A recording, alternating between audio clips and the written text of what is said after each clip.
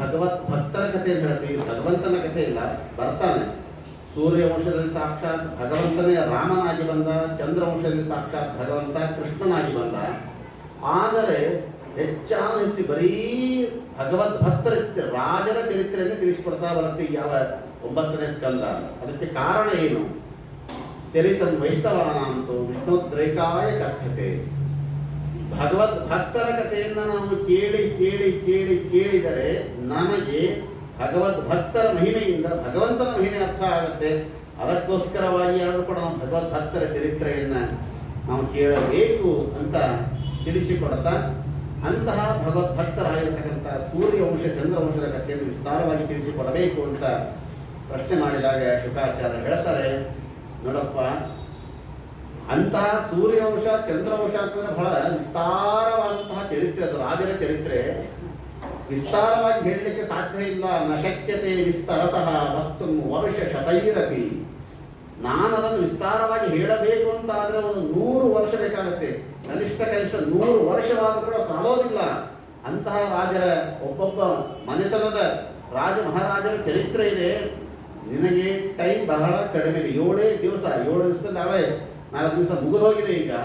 ಅದಕ್ಕೋಸ್ಕರವಾಗಿ ಬಹಳ ಅಲ್ಪವಾಗಿರ್ತಕ್ಕಂಥ ಸಮಯದಲ್ಲಿ ಅತ್ಯಂತ ಸಂಕ್ಷೇಪವಾಗಿ ಆ ಸೂರ್ಯವಂಶ ಚಂದ್ರವಂಶದ ಚರಿತ್ರೆಯನ್ನು ಹೇಳ್ತೇನೆ ಕೇಳು. ಸೂರ್ಯವಂಶ ಚಂದ್ರವಂಶ ಎರಡಕ್ಕೂ ಮೂಲ ಪುರುಷ ಸಾಕ್ಷಾತ್ ಭಗವಂತನೇ. ಭಗವಂತನಿಂದಲೇ ಬಂದದ್ದು ಸೂರ್ಯವಂಶ, ಭಗವಂತನಿಂದಲೇ ಬಂದದ್ದು ಚಂದ್ರವಂಶ.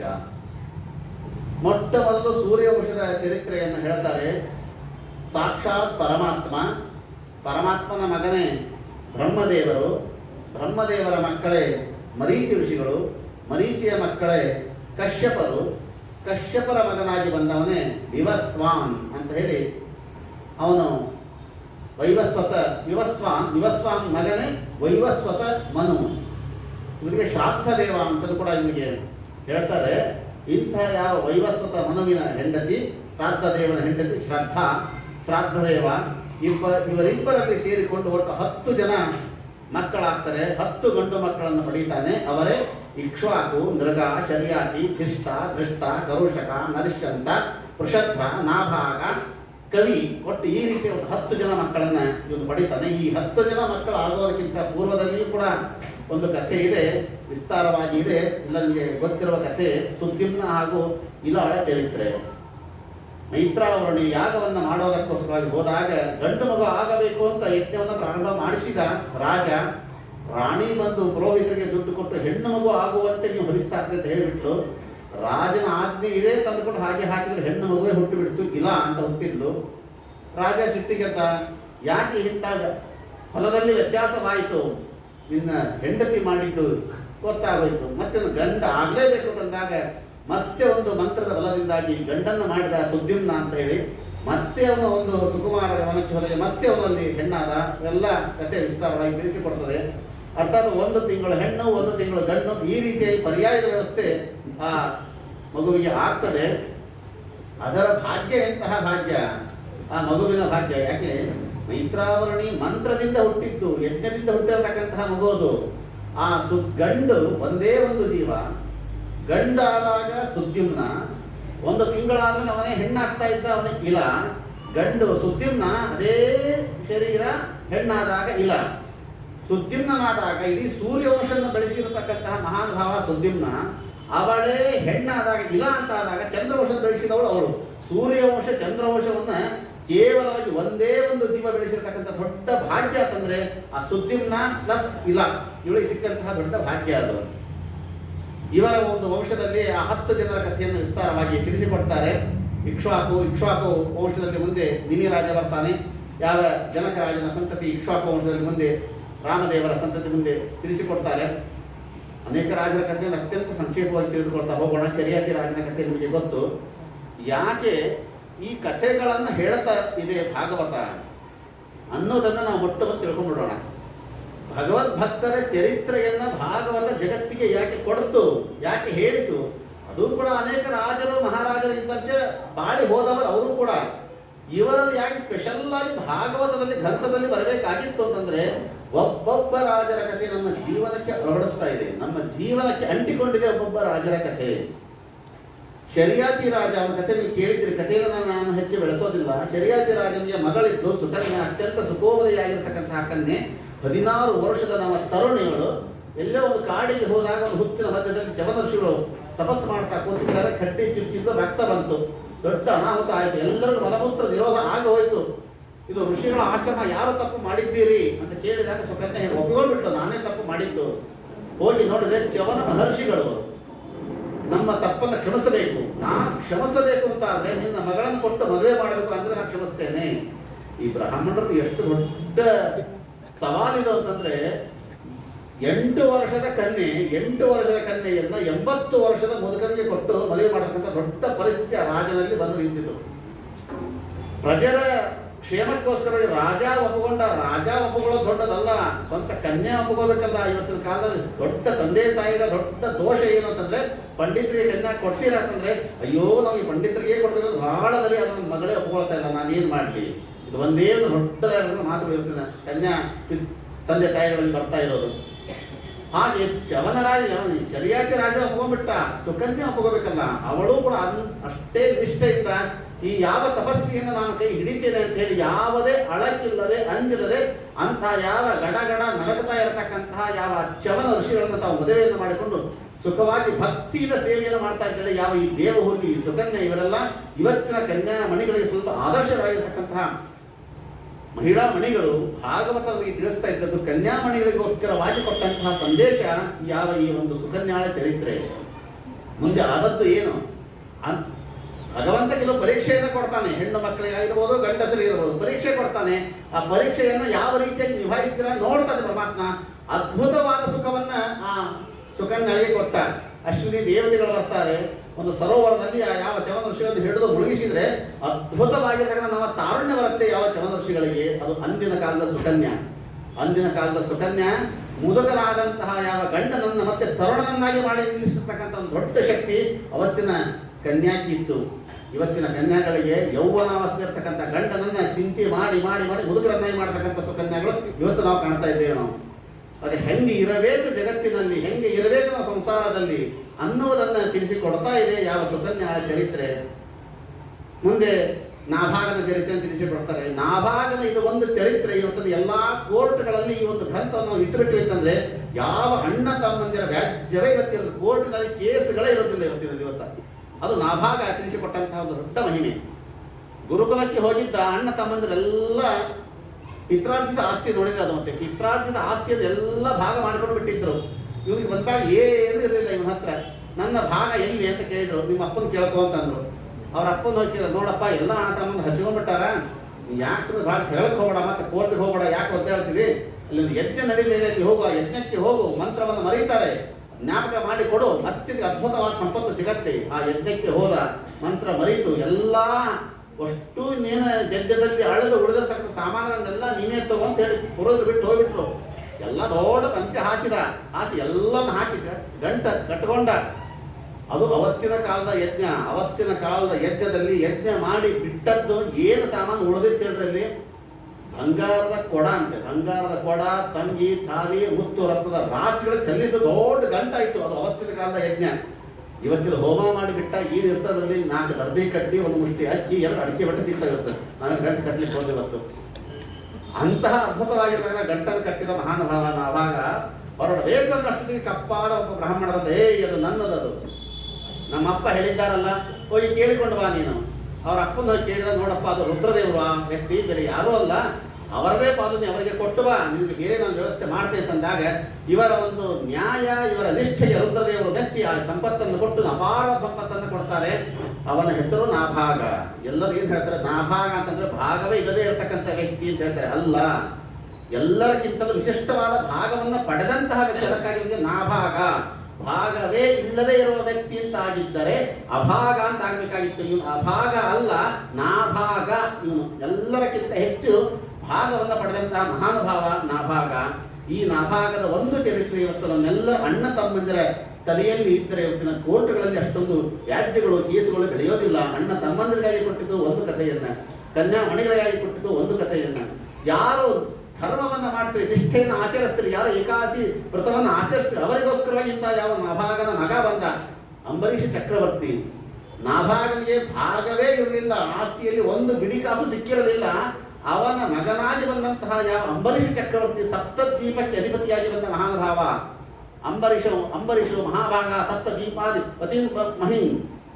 ಇವನು ಅಂಬರೀಷ ಮಹಾಭಾಗ, ನಾಭಾಗ ತನಯಮ್ಮನೆ, ನಾಭಾಗನ ಮಗನಾಗಿ ಬಂದಂಥ ಅಂಬರೀಷ ಚಕ್ರವರ್ತಿ. ಏನು ಅಂಬರೀಷ ಚಕ್ರವರ್ತಿಯದ್ದು ಸಾಮರ್ಥ್ಯ! ಅವನ ಸಪ್ತದ್ವೀಪಕ್ಕೆ ಅಧಿಪತಿಯಾಗಿ ಬಂದ.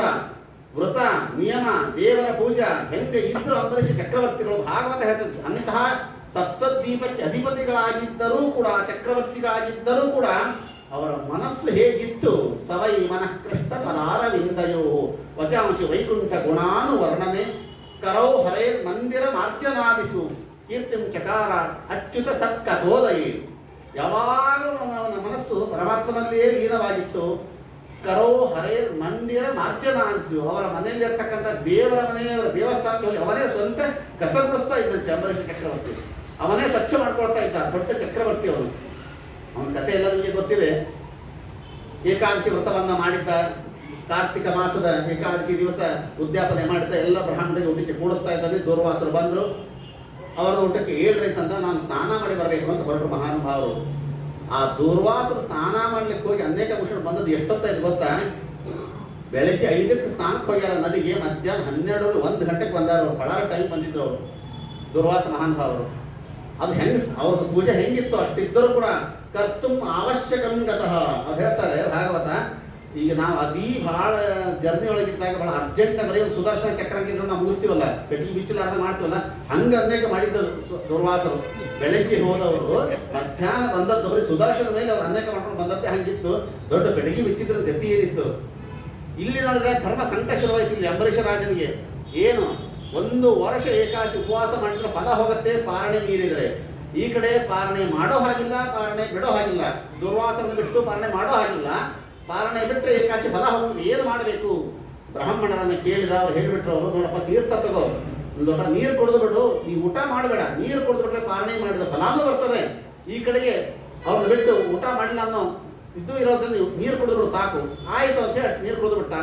ಅಂದರೆ ಅದೊಂದು ಥರದ ಧರ್ಮ ಸಂಕಟ ಅಂತ ಹೇಳ್ತಾರೆ. ಅದಕ್ಕೆ ಧರ್ಮದ ವಿಚಾರದಲ್ಲಿ ಸಂಕಟ ಆಗತ್ತಲ್ಲ, ಬ್ರಾಹ್ಮಣನ ಬಿಟ್ಟು ಊಟ ಮಾಡೋ ಹಾಗಿಲ್ಲ, ಪಾರಣೆ ಮೀರ್ತಾರೆ. ಇಂತಹ ಸಂದರ್ಭದಲ್ಲಿ ಇಂತಹ ಕೆಲವು ಪದಗಳನ್ನು ನಾವು ಬಳಸಬೇಕು. ಧರ್ಮ ಸಂಕಟ ಅನೇಕ ಕಡೆ ಬಳಸ್ತೇವೆ ನಾವೆಲ್ಲ. 2 ಸಿನಿಮಾ ಥಿಯೇಟರ್ ಮಧ್ಯದಲ್ಲಿ ನಿಂತ್ಕೊಳ್ಳೋದು, ಈ ಥಿಯೇಟರ್ ಒಳ್ಳೆ ಸಿನಿಮಾ ಇದೆ, ಈ ಥಿಯೇಟರ್ ಒಳ್ಳೆ ಸಿನಿಮಾ ಇದೆ, ಯಾವ ಸಿನಿಮಾಕ್ಕೆ ಹೋಗಿ ಗೊತ್ತಾಗ ಒಳ್ಳೆ ಧರ್ಮ ಸಂಕಟ ಅಂತಲ್ಲ ಅಂತಾರೆ. ಸಿನಿಮಾ ಸಂಕಟ ಅದು, ಧರ್ಮ ಸಂಕಟ ಅಲ್ಲ ಅದು. ಧರ್ಮದ ವಿಚಾರದಲ್ಲಿ ಸಂಕಟ ಬಂದಾಗ, ತೊಂದರೆಯಾದಾಗ ಧರ್ಮ ಸಂಕಟ. ಅಂಬರೀಷ ರಾಜನಿಗೆ ಆದದ್ದು ಅದೇ. ಕೊನೆ ದೂರ್ವಾಸರು ಬಂದರು, ಸಿಟ್ಟಿಗೆದ್ರು, ನನ್ನ ಬಿಟ್ಟು ಪಾರಣೆ ಮಾಡಿದೀಯ ಅಂತ ದೊಡ್ಡ ಕೃತ್ಯೆಯನ್ನು ಸೃಷ್ಟಿಯನ್ನು ಮಾಡಿ ಬಿಡ್ತಾ ಇದ್ದಾರಂತೆ. ಹೋಗು ನೀನು ಕೊಲ್ಲು. ಅವನಿಗೆ ಒಂದು ಸುದರ್ಶನ ಚಕ್ರವನ್ನು ಪರಮಾತ್ಮ ಕೊಟ್ಟಿದ್ದ. ಆ ಸುದರ್ಶನ ಚಕ್ರ ಬಂದು ಆ ರಾಕ್ಷಸ ಸಂಹಾರವನ್ನು ಮಾಡಿ ದೂರ್ವಾಸರಿಗೆ ಬೆನ್ನು ನಟ್ಟುತ್ತಾ ಇದೆ. ದೂರ್ವಾಸರು ಓಡಿದ್ರು ಕೈಲಾಸಕ್ಕೆ ಹೋದಂತೆ, ಹೇ ಶಂಕರ, ನಮ್ಮನ್ನು ರಕ್ಷಣೆ ಮಾಡು. ರುದ್ರದೇವರು ನೋಡಿದ್ರು, ಅಪ್ಪ ಅದು ಬರ್ತಾ ಇರೋದು ತ್ರಿಶೂಲ ಅಲ್ಲ, ಸುದರ್ಶನ ಚಕ್ರ ಅದು ನನ್ನ ಕೆಟಗಿರಿ ಅಲ್ಲ, ನಾನಿನ್ನು ಮಾಡ್ಲಿಕ್ಕೆ ಆಗೋದಿಲ್ಲ. ನೇರ ಬ್ರಹ್ಮಲೋಕಕ್ಕೆ ಹೋದ್ರಂತೆ. ಬ್ರಹ್ಮದೇವರ ನಾನು ಏನು ಮಾಡ್ಲಿಕ್ಕೆ ಆಗೋದಿಲ್ಲ. ಪರಮಾತ್ಮ ಹತ್ರ ಹೋದ್ರು, ಹೇ ಭಗವಂತ ಶರಣಾಗತ, ನೀನೇ ರಕ್ಷಕ, ನೀನೇ ನಮ್ಮನ್ನು ರಕ್ಷಣೆ ಮಾಡು. ಪರಮಾತ್ಮ ಹೇಳಿದ, ನಾನು ಏನು ಮಾಡ್ಲಿಕ್ಕೆ ಆಗೋದಿಲ್ಲ ಅಪ್ಪ, ಬರ್ತಾ ಇರೋದೇ ಸುದರ್ಶನ ಚಕ್ರ, ನಿನ್ನ ಡಿಪಾರ್ಟ್ಮೆಂಟೇ ಇದು, ನೀನು ರಕ್ಷಣೆ ಮಾಡೋಕಂದ್ರೆ ಸಾಧ್ಯನೇ ಇಲ್ಲ ಅಂತ ಹೇಳ್ತಾರೆ. ನನಗೆ ಏನು ಮಾಡ್ಲಿಕ್ಕೆ ಆಗೋದಿಲ್ಲ. ಯಾಕೆ? ಅಹಂ ಭಕ್ತ ಪರಾಧೀನ ಸ್ವತಂತ್ರ ದ್ವಿಜ, ನಾನೂ ಕೂಡ ಭಕ್ತರ ಅಧೀನದಲ್ಲಿದ್ದೇನೆ ಹೊರತಾಗಿ ನಾನು ಏನು ಮಾಡ್ಲಿಕ್ಕೆ ಆಗಲ್ಲ. ಅಲ್ಲಪ್ಪ, ನೀನು ನೋಡಿದ್ರೆ ಸ್ವತಂತ್ರ ಅಂತ ಎಲ್ಲ ವೇದಗಳ ಸಾರ್ತದೆ, ನೀನು ಯಾಕೆ ಭಕ್ತರ ಅಧೀನದಲ್ಲಿರ್ತೀಯ? ಪರಮಾತ್ಮ ಇಲ್ಲೊಂದು ಭಕ್ತರ ಒಂದು ಮಹಿಮೆಯನ್ನು ತಿಳಿಸಿಕೊಡ್ತಾನೆ. ಒಂದು ಕಡೆಗೆ ಪ್ರಕೃತಿಗಳಲ್ಲಿ ಸಂವಾದ ನಡೀತಂತೆ. ಯಾರು ದೊಡ್ಡವರು? ಸಂವಾದ ನಡೆದಾಗ ಇಲ್ಲ, ಗಾಳಿ ಬಹಳ ವೇಗವಾಗಿ ಬೀಸಲಿ, ಗಾಳಿ ಬಹಳ ದೊಡ್ಡದು. ಒಬ್ಬ ಹೇಳಿದ, ಇಲ್ಲ ಗಾಳಿ ದೊಡ್ಡದು, ಎಂತಹ ಗಾಳಿ ಬೀಸೋದನ್ನು ತಡೆಯುವ ಶಕ್ತಿ ಬೆಟ್ಟಕ್ಕೆ, ಹೀಗೆ ಬೆಟ್ಟವೇ ದೊಡ್ಡದು. ಇನ್ನೊಬ್ಬ ಹೇಳಿದ, ಇಲ್ಲ ಬೆಟ್ಟ ದೊಡ್ಡದ, ಇಂತಹ ಬೆಟ್ಟ ಎಷ್ಟೇ ಭಾರವಿದ್ರೂ ಕೂಡ ಭೂಮಿ ಅದನ್ನು ಹೊತ್ತು ನಿಂತಿರ್ತದೆ, ಹೀಗಾಗಿ ಭೂಮಿ ದೊಡ್ಡದು. ಭೂಮಿ ಹೇಳ್ತು, ನಾನೂ ದೊಡ್ಡವನಲ್ಲ, ನನ್ನನ್ನು ಹೊತ್ತದ್ದು ಅತಳ ವಿತಳ ಸುತಳ ತಳಾತಳ ರಸಾತಳ ಮಹಾತಳ ಪಾತಾಳಗಳು, ಹೀಗೆ ಮೇಲಿನ ಕೆಳಗಿನ ಲೋಕಗಳು ದೊಡ್ಡದು. ಆ ಲೋಕಗಳು ಹೇಳಿದ್ರು, ನಾವು ದೊಡ್ಡವರಲ್ಲ, ನಮ್ಮೆಲ್ಲ ಬ್ರಹ್ಮಾಂಡವನ್ನು ಹೊತ್ತು ನಿಂತವರು ಶೇಷದೇವರೇ ದೊಡ್ಡವರು. ಶೇಷ ಹೇಳಿದ, ನಾನು ದೊಡ್ಡವನಲ್ಲ, ನಮ್ಮನ್ನು ಹೊತ್ತು ನಿಂತದ್ದು ವಾಯುಕುರ್ಮ, ವಾಯುದೇವರೇ ದೊಡ್ಡವರು. ವಾಯುದೇವರು ಹೇಳಿದ್ರು, ನಾನು ದೊಡ್ಡವನಲ್ಲ, ನನ್ನನ್ನು ಹೊತ್ತದ್ದು ಪರಮಾತ್ಮನೇ ದೊಡ್ಡವನು, ಅವನೇ ಸರ್ವೋತ್ತಮ ಅಂತ ಹೇಳಿಬಿಟ್ರು. ಪರಮಾತ್ಮ ಹೇಳ್ದ ನಾನೂ ದೊಡ್ಡವನಲ್ಲ ಅಂತ ಹೇಳ್ಬಿಟ್ಟ. ಗತಿ ಏನು? ಅದಕ್ಕೆ ಪರಮಾತ್ಮ ಹೇಳ್ತಾನೆ, ಇಡೀ ಬ್ರಹ್ಮಾಂಡವನ್ನು ಹೊತ್ತದ್ದು ಶೇಷ, ಶೇಷನನ್ನು ಹೊತ್ತದ್ದು ವಾಯುದೇವರು, ವಾಯುದೇವರು ಹೊತ್ತದ್ದು ನಾನು. ಅಂತಹ ನನ್ನನ್ನು ನನ್ನ ಭಕ್ತರು ತಮ್ಮ ಹೃದಯದಲ್ಲಿ ಹೊತ್ತಿರ್ತಾರಲ್ಲ, ನನ್ನ ಭಕ್ತರೇ ಶ್ರೇಷ್ಠ ಅಂತ ಹೇಳ್ತಾರಂತೆ. ಭಕ್ತರ ಮಹಿಮೆಯಿಂದ ತಿಳಿಸಿಕೊಡ್ಬೇಕಾಗಿದೆ ಇಲ್ಲಿ ಭಗವದ್ಭಕ್ತರ ಮಹಿಮೆಯನ್ನ. ಅಂಬರೀಷ ದೊಡ್ಡವಲ್ಲ, ಇಲ್ಲಿ ದುರ್ವಾಸರು ಅಂಬರೀಷ ಇಬ್ಬರನ್ನ ನಾವು ತುಲನಾ ಮಾಡಿ ನೋಡಿದ್ರೆ ಕೋಟ್ಯಾಂಶ ಅಂಬರೀಷಕ್ಕೆ, ಅಂಬರೀಷನಿಗೂ ದುರ್ವಾಸರಿಗೂ ಒಂದು ಕೋಟಿ ಕೋಟಿ ಪಟ್ಟು ದೊಡ್ಡವರು ಯಾವ ದುರ್ವಾಸರು, ಸಾಕ್ಷಾತ್ ರುದ್ರದೇವರ ಅವತಾರ ಇವರು. ಅಂಬರೀಷ ಸಾಮಾನ್ಯ ಚಕ್ರವರ್ತಿ ಗಣಕ್ಕೆ ಸೇರಿದವನು ಅಷ್ಟೇ. ನಾನು ನಿನ್ನೆ ಹೇಳಿದ್ನಲ್ಲ, ಪ್ರಹ್ಲಾದ, ಧ್ರುವ, ಅಂಬರೀಷ ತತ್ಕಾಲದಲ್ಲಿ ಮಾತ್ರ ದೊಡ್ಡವರಷ್ಟೇ ಇವರೆಲ್ಲ. ಆದ್ರೆ ಈ ಸತ್ಯಧರ್ಮರು ನಮಗೆ ತಿಳಿಸಿಕೊಡ್ತಾರೆ, ಬಹಳ ಸುಂದರವಾಗಿ ತಿಳಿಸಿಕೊಡ್ತಾರೆ.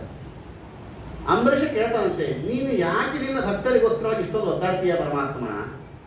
ಇಲ್ಲ, ಏನು ಮಾಡ್ತಾರೆ ನಿನ್ನ ಭಕ್ತರು? ನನ್ನ ಭಕ್ತರು ಅಂದ್ರೆ ಹೆಂಗಿರ್ತಾರೆ ಗೊತ್ತಾ? ಅವರು ಆರಾನ್ ಅಪತ್ಯಾನ್, ನನಗೋಸ್ಕರವಾಗಿ, ದೇವರ ದರ್ಶನಕ್ಕೋಸ್ಕರವಾಗಿ ಎಲ್ಲವನ್ನು ಬಿಡ್ತಾರೆ. ಹೆಂಡತಿಯನ್ನು ಬಿಡ್ತಾರೆ, ಮಕ್ಕಳನ್ನು ಬಿಡ್ತಾರೆ, ಮನೆ ಮಠ ಎಲ್ಲವನ್ನು ಬಿಡ್ತಾರೆ. ಏಕಾಶಿ ಉಪವಾಸ, ಬೆಳಗ್ಗೆ 4 ಗಂಟೆಗೆ ಹೇಳೋದು, ತಣ್ಣೀರು ಸ್ನಾನ, ಒತ್ತಿ ಉಟ್ಕೊಳ್ಳೋದು, ದೇವರ ಕಥೆ ಕೇಳಬೇಕು ಅಂದ್ರೆ ಕೃಷ್ಣ ಬಂದಿರಕ್ಕೆ ಆಚಾರ ಲೇಟಾಗಿ ಬಂದ್ರು ಮೊದಲೇ ಬಂದು ಕೂತಿರ್ತಾರೆ. ಲೇಟ್ 8 ಗಂಟೆಗೆ ಒತ್ತು ಬಿಡ್ತಾರೆ ಅಂತ ಕೂಡ ಹಾಗೆ ಕಾಯ್ತಾ ಕೂತಿರ್ತಾರೆ ಅವರು. ಇಷ್ಟೆಲ್ಲ ತಡ್ಕೊಂಡಿರ್ತಾರಲ್ಲ, ನನ್ನ ಕಥೆ ಕೇಳಬೇಕು, ನನ್ನ ಸೇವಾ ಮಾಡಬೇಕು ಕಾಯ್ತಾರಲ್ಲ, ಅಂತ ಭಕ್ತರನ್ನು ಸುಲಭವಾಗಿ ಬಿಟ್ಕೊಡ್ಲಿಕ್ಕೆ ಆಗತ್ತಪ್ಪ? ಸರ್ವತಾ ಆಗಲ್ಲ. ನೀವು ಮತ್ತೆ ಅಂಬರೀಷ್ ಹತ್ರ ಹೋಗೋದು ಬಂದ್ಬಿಟ್ರು. ಸತ್ಯಧರ್ಮರು ಇಲ್ಲಿ ಏನು ಹೇಳ್ತಾರೆ ಸ್ವಾರಸ್ಯ ಅಂತಂದ್ರೆ, ದೂರ್ವಾಸರು ಕೇಳಿದ್ರಂತೆ, ನೀನು ಯಾಕೆ ಅಂಬರೀಷನ ಮೇಲೆ ಅಷ್ಟೊಂದು ಭಕ್ತಿ ಮಾಡ್ತಾ ಇದ್ದೀಯ? ನೀನು ಯಾಕೆ ಅಷ್ಟೊಂದು ಅನುಗ್ರಹ ಮಾಡ್ತಾ ಇದ್ದೀಯ? ಅಂಬರೀಷ ನನ್ನ ಭಕ್ತ, ಅದಕ್ಕಾಗಿ ಅನುಗ್ರಹ ಮಾಡ್ತಾ ಇದ್ದೇನೆ. ದೂರ್ವಾಸರಿಗೆ ನಾನೇನು ಕಡಿಮೆನಾ?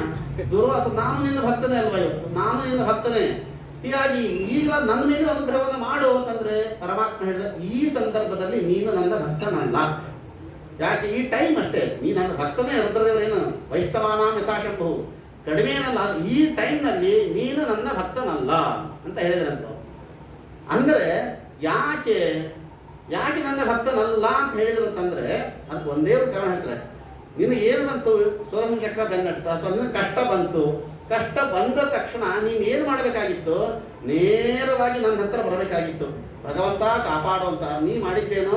ರುದ್ರಲೋಕಕ್ಕೆ ಹೋದಿ, ಅಲ್ಲಿ ಆಗಲ್ಲ ಅಂತಂದ್ಮೇಲೆ ವಿಷ್ಣು ಲೋಕಕ್ಕೆ ಹೋದಿ, ಬ್ರಹ್ಮಲೋಕಕ್ಕೆ ಹೋದಿ, ಅಲ್ಲಿಯೂ ಆಗಲ್ಲ ಅಂತಂದ್ಮೇಲೆ ಈಗ ನನ್ನ ಹತ್ರ ಬರ್ತಾ ಇದ್ದೀಯಲ್ಲ, ಇದು ನಿಜವಾದ ಭಕ್ತರ ಲಕ್ಷಣ ಅಲ್ಲ. ಮನುಷ್ಯರಾದ ನಮ್ಮ ಹಣೆ ಬರ ಹೇಳ್ತಾ ಇದ್ದಾರೆ ಅವರು. ದೂರ್ವಾಸರ ಅಜ್ಜ ಮೊಮ್ಮಗ, ಇದು ನಾಟಕ.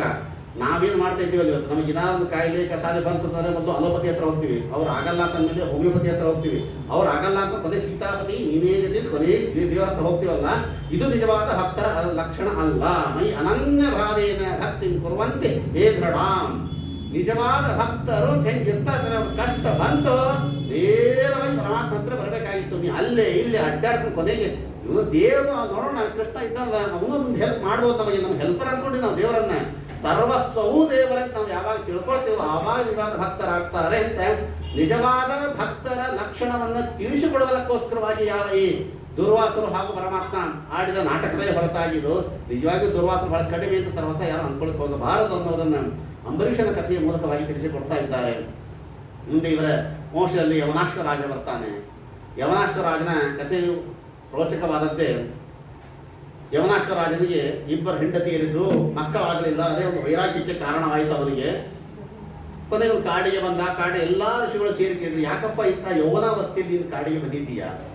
ಇಲ್ಲ, ನನಗೆ ಮಕ್ಕಳಾಗಲಿಲ್ಲ, ಅದಕ್ಕಾಗಿ ವೈರಾಗ್ಯ ಬಂತು, ನಾನು ಈ ಕಾಡಿಗೆ ಬಂದಿದ್ದೇನೆ. ಋಷಿಗಳು ಹೇಳಿದ್ರಂತೆ, ಹಾಗಾಗಿ ನಾವೆಲ್ಲರೂ ಸೇರಿಕೊಂಡು ನಮ್ಮ ತಪಸ್ಸಿನ ಶಕ್ತಿಯಿಂದ ನಿನಗೆ ಒಂದು ಮಕ್ಕಳನ್ನು ಕೊಡ್ತೇವೆ, ತಗೊಳ್ತೀಯ ನೀನು? ಓ ಆಯ್ತು, ಅವಶ್ಯವಾಗಿ ನಾನು ತಗೊಳ್ತೇನೆ. ಸರಿ ಆಯಿತು ಅಂತೇಳಿ ಒಂದು ಹೋಮವನ್ನು ಮಾಡಿದರು. ಹೋಮ ಯಜ್ಞ ಯಾಗಾದಿಗಳನ್ನು ಮಾಡಿ ಒಂದು ಗಡಿಗೆಯಲ್ಲಿ ನೀರನ್ನು ಅಭಿಮಂತ್ರಣವನ್ನು ಮಾಡಿ ಇಟ್ಟರು. ಉಷಕ್ಕಾಲದಲ್ಲಿ ಆ ಯವನಾಶ್ವನ ಹೆಂಡತಿಗೆ ಕುಡಿಸಬೇಕು ಅಂತ ಹೇಳಿ ಮೇಲೆ ಆ ನೀರನ್ನು ಇಟ್ಟಿದ್ದಾರೆ. ಬೆಳಗಾಯಿತು 4 ಗಂಟೆಗೆ ಸರಿಯಾಗಿ ರಾಜನಿಗೆ ನೀರಡಿಕೆ ಆಯ್ತು. ನೋಡ್ರಿ, ನಿಮಗೆ ಈ ನೀರಡಿಕೆ ಆಯ್ತು. ಈ ಮಹಾತ್ಮರಿಗೆ ನೀರಡಿಕೆ ಯಾಕೆ ಆಗ್ತದೋ ಏನೋ ಗೊತ್ತಿಲ್ಲ. ನನಗೂ ಇಷ್ಟು ಮಾತ್ರ ಖಂಡಿತ ನೀರಡಿಕೆ ಅವರಿಗೆ ಆಗ್ತಾ ಇದೆ ಅಂತಂದ್ರೆ ಜಗತ್ತಿಗೆ ಏನೋ ಒಂದು ದೊಡ್ಡದಾಗಿರ್ತಕ್ಕಂತಹ ಒಂದು ಲಾಭ ಇದೆ ಅಂತಲೇ ಅರ್ಥ. ಯವನಾಶ್ವನಿಗೆ ನೀರಡಿಕೆ ಆಯಿತು, ಜಗತ್ತಿಗೆ ಮಾಂಧಾತ ಚಕ್ರವರ್ತಿ ಬಂದ. ಪರೀಕ್ಷಿತ ರಾಜನಿಗೆ ನೀರಡಿಕೆ ಆಯಿತು, ಜಗತ್ತಿಗೆ ಶ್ರೀಮದ್ ಭಾಗವತ ಎನ್ನುವ ಅಮೃತ ಸಿಕ್ತು. ಅವತ್ತು ಜಯತೀರ್ಥರಿಗೆ ದೊಡ್ಡ ಮತ್ತು ರಘುನಾಥ ರಾಯರಿಗೆ ನೀರಡಿಕೆ ಆಯಿತು, ಜಗತ್ತಿಗೆ ಶ್ರೀಮದ್ ನ್ಯಾಯಸುಧ ಅನ್ನೋ ಅಮೃತ ಸಿಕ್ತು. ಮಹಾತ್ಮರಿಗೆ ಆಗುವ ನೀರಡಿಕೆ ಜಗತ್ತಿಗೆ ಸಿಗತಕ್ಕಂಥ ಅದೊಂದು ಅಮೃತಕ್ಕೋಸ್ಕರವಾಗಿ ಅವರಿಗೆ ನೀರಡಿಕೆ ಆಗ್ತಾ ಇರ್ತದೆ. ನಮಗೆ ನಿಮಗೆ ನೀರಡಿಕೆ ಆದರೆ ಏನಾಗುತ್ತೆ? 1-2 ಲೋಟ ನೀರು ಖರ್ಚಾಗುತ್ತೆ, ಅದು ಬಿಟ್ಟರೆ ಏನಾಗಲ್ಲ ಅಷ್ಟೇ. ಅಂತಹ ಯವನಾಶ್ವನಿಗೆ ನೀರಡಿಕೆ ಆಗಿದೆ. ಗಡಿಗೆ ನೋಡಿದ, ನೀರು ಇತ್ತು, ಕುಡದ, ಮಲ್ಕೊಂಡ್ಬಿಟ್ಟ ಹೋಗಿ. ಬೆಳಗ್ಗೆ ಎದ್ದು ಋಷಿಗಳನ್ನು ನೋಡ್ತಾರೆ, ಗಡಿಗೆ ಖಾಲಿ. ಕೇಳಿದ್ರು ಯಾರು ನೀರು ಕುಡ್ದದ್ದು? ರಾಜನ ನಾನೇ ಕುಡ್ದದ್ದು. ಹಣಿ ಜಜ್ಕೊಂಡ್ರವ್ರು. ಈ ನೀರು ಯಾರು ಕುಡಿತಾರೋ ಅವ್ರು ಗರ್ಭ ಧರಿಸ್ತಾರಪ್ಪ, ನೀ ಕುಡ್ದಿದ್ದೀಯ, ಅಹೋ ದೈವ ಬಲಂಬಲಂ, ಏನಾಗತ್ತ ಗೊತ್ತಿಲ್ಲ ಅಂದ್ಬಿಟ್ರು ಅವರು. ದೈವ ವಿಚಿತ್ರವಾಗಿ ಅಂತಹ ಯಾವ ಹೆಣ್ಣಿನ ಗರ್ಭ ಏನಿದೆಯೋ ಅದೇ ತರಹದ ಒಂದು ಗರ್ಭವನ್ನು ತತ್ಕಾಲದಲ್ಲಿ ಆ ರಾಜನ ಹೊಟ್ಟೆಯನ್ನು ಸೃಷ್ಟಿ ಮಾಡಿದ ಪರಮಾತ್ಮ. ಆ ಮಂತ್ರದ ಪ್ರಭಾವ, ಮಂತ್ರ ಸುಳ್ಳಾಗಬಾರದು ಯಾವತ್ತಿಗಿದ್ರು ಕೂಡ. ಋಷಿಗಳ ಮಾತು ಸುಳ್ಳಾಗಬಾರದು, ವೇದದ ಮಂತ್ರ ಸುಳ್ಳಾಗಬಾರದು ಅಂತ ಯಾವ ಹೆಣ್ಣು ಮಕ್ಕಳ ಹೊಟ್ಟೆಯಲ್ಲಿರ್ತಕ್ಕಂಥ ಅದ್ಭುತವಾಗಿರ್ತಕ್ಕಂಥ ಒಂದು ಗರ್ಭವನ್ನೇ ಗಂಡು, ಆ ರಾಜ ಹೊಟ್ಟೆ ಸೃಷ್ಟಿಯನ್ನು ಗರ್ಭ ಬೆಳೆಯಲಿಕ್ಕೆ ಶುರುವಾಯಿತು. ಅದ್ಭುತವಾದ ಮುದ್ದಾದ ಗಂಡು ಮಗು ಬಂತು. ಪ್ರಕೃತಿ ವಿರುದ್ಧವಾಯಿತು ಅಂದ್ರೆ ಒಂದೊಂದೇ ಸಮಸ್ಯೆಗಳು ಬೆಳೀತಾ ಹೋದು. ಗರ್ಭದ ತುಂಬ ಗರ್ಭಿಣಿ, ಗರ್ಭಣ ಆದ, ಇವನಷ್ಟೇ ಗರ್ಭಿಣಿ ಅಂತ ಬರಲ್ಲ ನಿಮಗೆ, ಗರ್ಭಣ ಆದ. ಸರಿ, ಹೇಗೆ ಆ ಮಗುವನ್ನು ಹೊರಗೆ ತೆಗೆಯೋದು? ಆಗ ಎಲ್ಲ ಋಷಿಗಳು ಸೇರಿಕೊಂಡು ಅವನ ಹೊಟ್ಟೆಯನ್ನು ಸೀಳಿ ಅವತ್ತೇ ಸಿಜರಿನ್ ಶುರುವಾಯಿತು. ಅವತ್ತಿಂದ ಋಷಿಗಳು ಶುರು ಮಾಡಿದ್ರು. ಇವತ್ತು ಡಾಕ್ಟರ್ ಮಾಡ್ಲಿಕ್ಕತ್ತಾರ, ಮತ್ತು ಋಷಿಗಳು ಸೇರಿ ಮಾಡಿದ ಸಿಜರಿನ್ ಇದು. ಗಂಡಿನಿಂದ ಗಂಡು ಹುಟ್ಟಿದ ಕಥೆ ಇದು. ಮುದ್ದಾದ ಗಂಡ ಮಗು ಬಂತು. ಮಗು ಏನೋ ಹೊರಗೆ ಬಂತು. ಮತ್ತೊಂದು ಸಮಸ್ಯೆ, ಹಾಲು ಯಾರು ಕುಡಿಸಬೇಕು? ಕಂ ಧಾಸ್ಯತಿ ಅನ್ನೋ ಪ್ರಶ್ನೆಗೆ ಇಂದ್ರದೇವರು ತಮ್ಮ ತರ್ಜನೀಯ ಬೆರಳಂತಂದು ಬಾಯಲ್ಲಿ ಇಡ್ತಾರಂತೆ. ಮಾಂ ಧಾಸ್ಯತಿ ಅಂತೇಳಿ ನನ್ನನ್ನು ಧಾರಣೆಯನ್ನು ಮಾಡುತ್ತಾ ಬೆರಳನ್ನು ಚೀಪಿ ಬೆಳೀತಾನೆ ಇವನು ಮಾಂಧಾತ. ದೊಡ್ಡ ಚಕ್ರವರ್ತಿಯಾಗಿ ಬೆಳೀತಾನೆ. ನಿಮ್ಗೆ ಏನು ಮಾಂಧಾತ ಚಕ್ರವರ್ತಿಯ ಒಂದು ರಾಜ್ಯ ಎಷ್ಟಿತ್ತು, ಇವನ ಆಳ್ವಿಕೆ ಹೇಗಿತ್ತು ಅಂತ ಹೇಳ್ತಾರೆ. ಎಷ್ಟಿತ್ತು ಇವನ ರಾಜ್ಯ. ನಾವಿತ್ತು ನಮ್ಮ ರಾಜ್ಯಕ್ಕೆ ಒಂದು ದೊಡ್ಡದ ಒಂದು ಬೇಲಿಯನ್ನು ಹಾಕ್ತೀವಿ. ಪಾಕಿಸ್ತಾನ ಬಾರ್ಡರ್ ಹಾಕಲಿಕ್ಕೆ ಇರ್ತೀವಲ್ಲ, ಇನ್ನು ಏನು ಬಾರ್ಡರ್ ಇತ್ತು ಮಾಂಧಾತ ಚಕ್ರವರ್ತಿದು.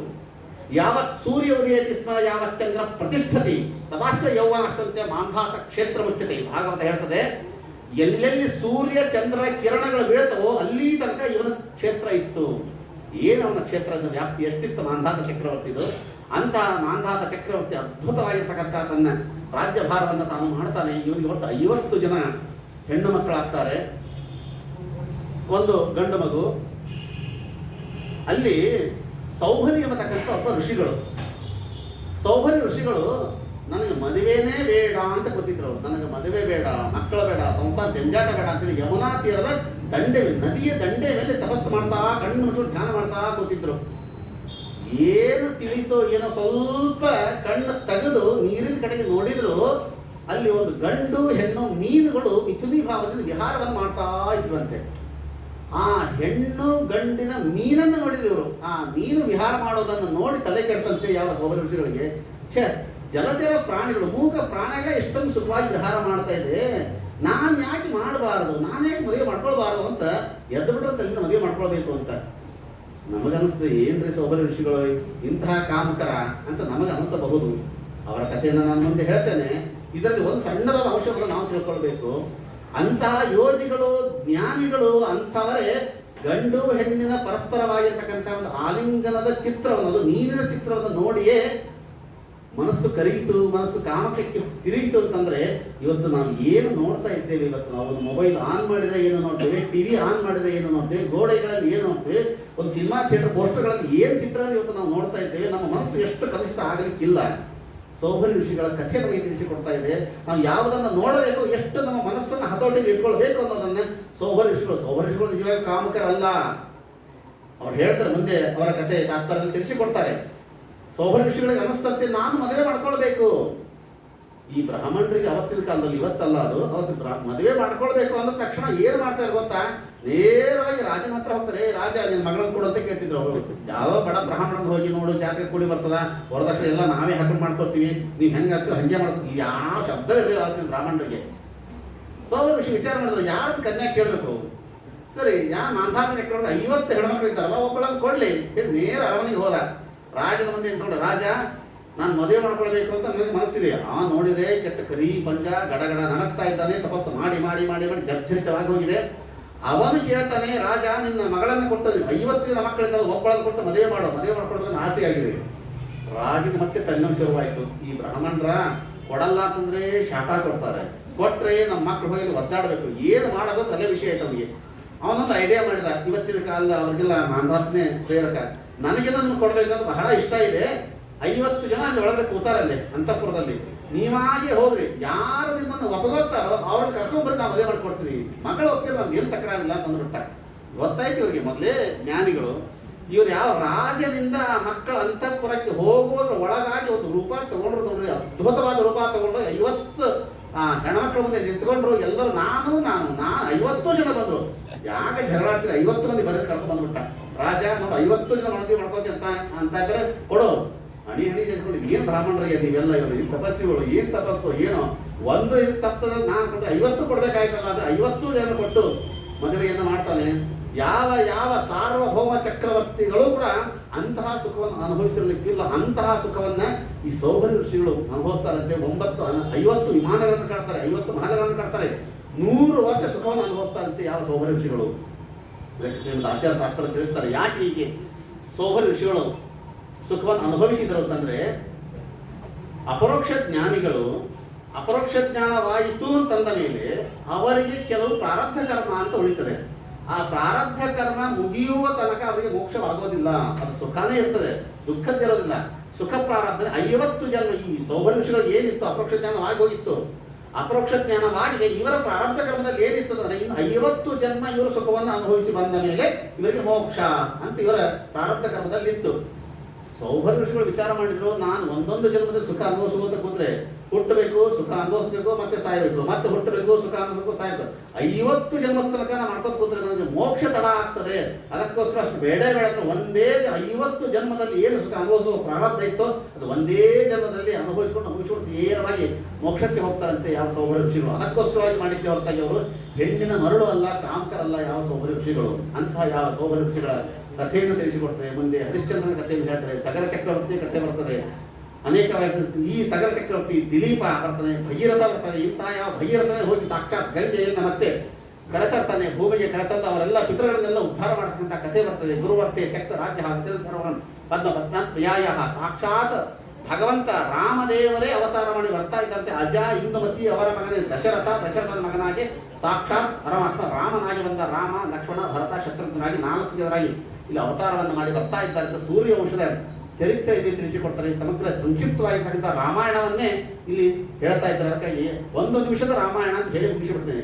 ರಾಮಾಯಣದಲ್ಲಿ ಏನಿದೆ, ಕಂದ ಕೊಂದ ತಂದ ಕೊಂದ ಬಂದ ಕೃಷ್ಣಾರ್ಪಣ ಅಂತ ಹೇಳ್ತಾರೆ. ಅಷ್ಟೇ ಹೇಳ್ತಾರೆ. ಕಂದ ದಶರಥನ ಕಂದ, ಸೀತೆಯನ್ನು ತಂದ, ರಾವಣನ ಕೊಂದ, ಮರಳಿ ಅಯೋಧ್ಯೆಗೆ ಬಂದ. ರಾಮಾಯಣವೇ ಮುಗಿದೋಯ್ತಷ್ಟೇ. ಇಂತಹ ಯಾವ ಅತ್ಯಂತ ಸಂಕ್ಷೇಪ ರಾಮಾಯಣವನ್ನು ತಿಳಿಸಿಕೊಡ್ತಾ ಇಂತಹ ಯಾವ ರಾಮದೇವರು ಸೂರ್ಯವಂಶದಲ್ಲಿ ಬಂದಂತಹ ಕಥೆಯನ್ನು ಹೇಳ್ತಾ ಚಂದ್ರವಂಶದ ಕಥೆಯನ್ನು ತಿಳಿಸಿಕೊಡ್ತಾರೆ. ಚಂದ್ರವಂಶ ಅಂತಂದ್ರೆ ಈ ಚಂದ್ರವಂಶಕ್ಕೂ ಕೂಡ ಮೂಲ ಪುರುಷ ಸಾಕ್ಷಾತ್ ಪರಮಾತ್ಮ, ಅವನಿಂದಲೇ ಬಂದದ್ದು. ಸೂರ್ಯವಂಶ ಚಂದ್ರವಂಶ ಎಲ್ಲ ಗೃಹಸ್ಥರ ಕಥೆಗಳೆಲ್ಲ ಕೂಡ. ಯಾಕೆ ನಾವು ಮನೆಯಲ್ಲಿ ನಾವು ಚಂದ್ರನ ಹಾಗೆ ಇರಬೇಕಾ, ಸೂರ್ಯನ ಹಾಗೆ ಇರಬೇಕಾ ಅಂತ ಪ್ರಶ್ನೆ ಬರ್ತದೆ. ಮತ್ತು ವಾದಿರಾಜರು ತಿಳಿಸಿಕೊಡ್ತಾರೆ, 2 ರೀತಿಯಾಗಿ ಇರಲಿ, ಒಂದೇ ತರ ಇರ್ಲಿಕ್ಕೆ ಹೋಗೋಕೆ 2 ಕಥೆಯನ್ನು ನಾವು ಕೇಳಬೇಕಂತೆ. ಬರೀ ಸೂರ್ಯನ ಹಾಗಿದ್ರೆ ಸೂರ್ಯ ನೋಡಿ ಸ್ವಲ್ಪ ರೌಡಿ ಬರ್ತಾನೆ, ಪ್ರಖರವಾಗಿ ಬರ್ತಾನೆ ಸೂರ್ಯ. ಬರೀ ಮನೆಯೊಳಗೆ ಹೆಂಡತಿ ಸಿಟ್ಟು ಮಾಡ್ಕೋತ ಕೂತ್ಬಿಟ್ರೆ ಮನೆ ನಡೆಯೋದಿಲ್ಲ. ಬರೀ ಶಾಂತವಾಗಿ ಕೂತು ಮನೆ ನಡೆಯೋದಿಲ್ಲ. 2ನ್ನ ಮ್ಯಾನೇಜ್ ಮಾಡೋದಕ್ಕೆ ಸೂರ್ಯವಂಶ ಚಂದ್ರವಂಶ ಹೇಳ್ತಾರೆ. ನಾವು ಯಾರಿಗೆ ಹೆಚ್ಚು ಮರ್ಯಾದೆ ಕೊಡ್ತೇವೆ ನೋಡ್ರಿ, ನಾವು ಸೂರ್ಯನಿಗೆ ತಾನು ಹೆಚ್ಚು ಮರ್ಯಾದೆ ಕೊಡೋದು. ಬೆಳಗ್ಗೆ 6 ಗಂಟೆಗೆ ಸೂರ್ಯ ಬರ್ತಾನೆ ಅಂದ್ರೆ ಸಾಕು, ಏನು ಎದ್ದು ನಿಲ್ಲೋದೇನು, ಹಾಸಿ ಸುತ್ತಿಡೋದೇನು, ಸೂರ್ಯ ನಮಸ್ಕಾರ, ಸೂರ್ಯನಿಗೆ ಪ್ರದಕ್ಷಿಣೆ ಹಾಕೋದೇನು, ಸೂರ್ಯನ ಅರ್ಥ ಕೊಡೋದು, ಎಲ್ಲ ಸೂರ್ಯನಿಗೆ ಮರ್ಯಾದೆ ಕೊಡೋದು. ಪಾಪ ಚಂದ್ರ ರಾತ್ರಿ ಹೊತ್ತಲ್ಲಿ ಬರ್ತಾನೆ, ಚಂದ್ರ ಬಂದ ತಕ್ಷಣ ಹಾಸಿಗೆ ಅಷ್ಟು ಕಾಸು ಹೋಗ್ಬಿಡ್ತು ಅಷ್ಟೇ.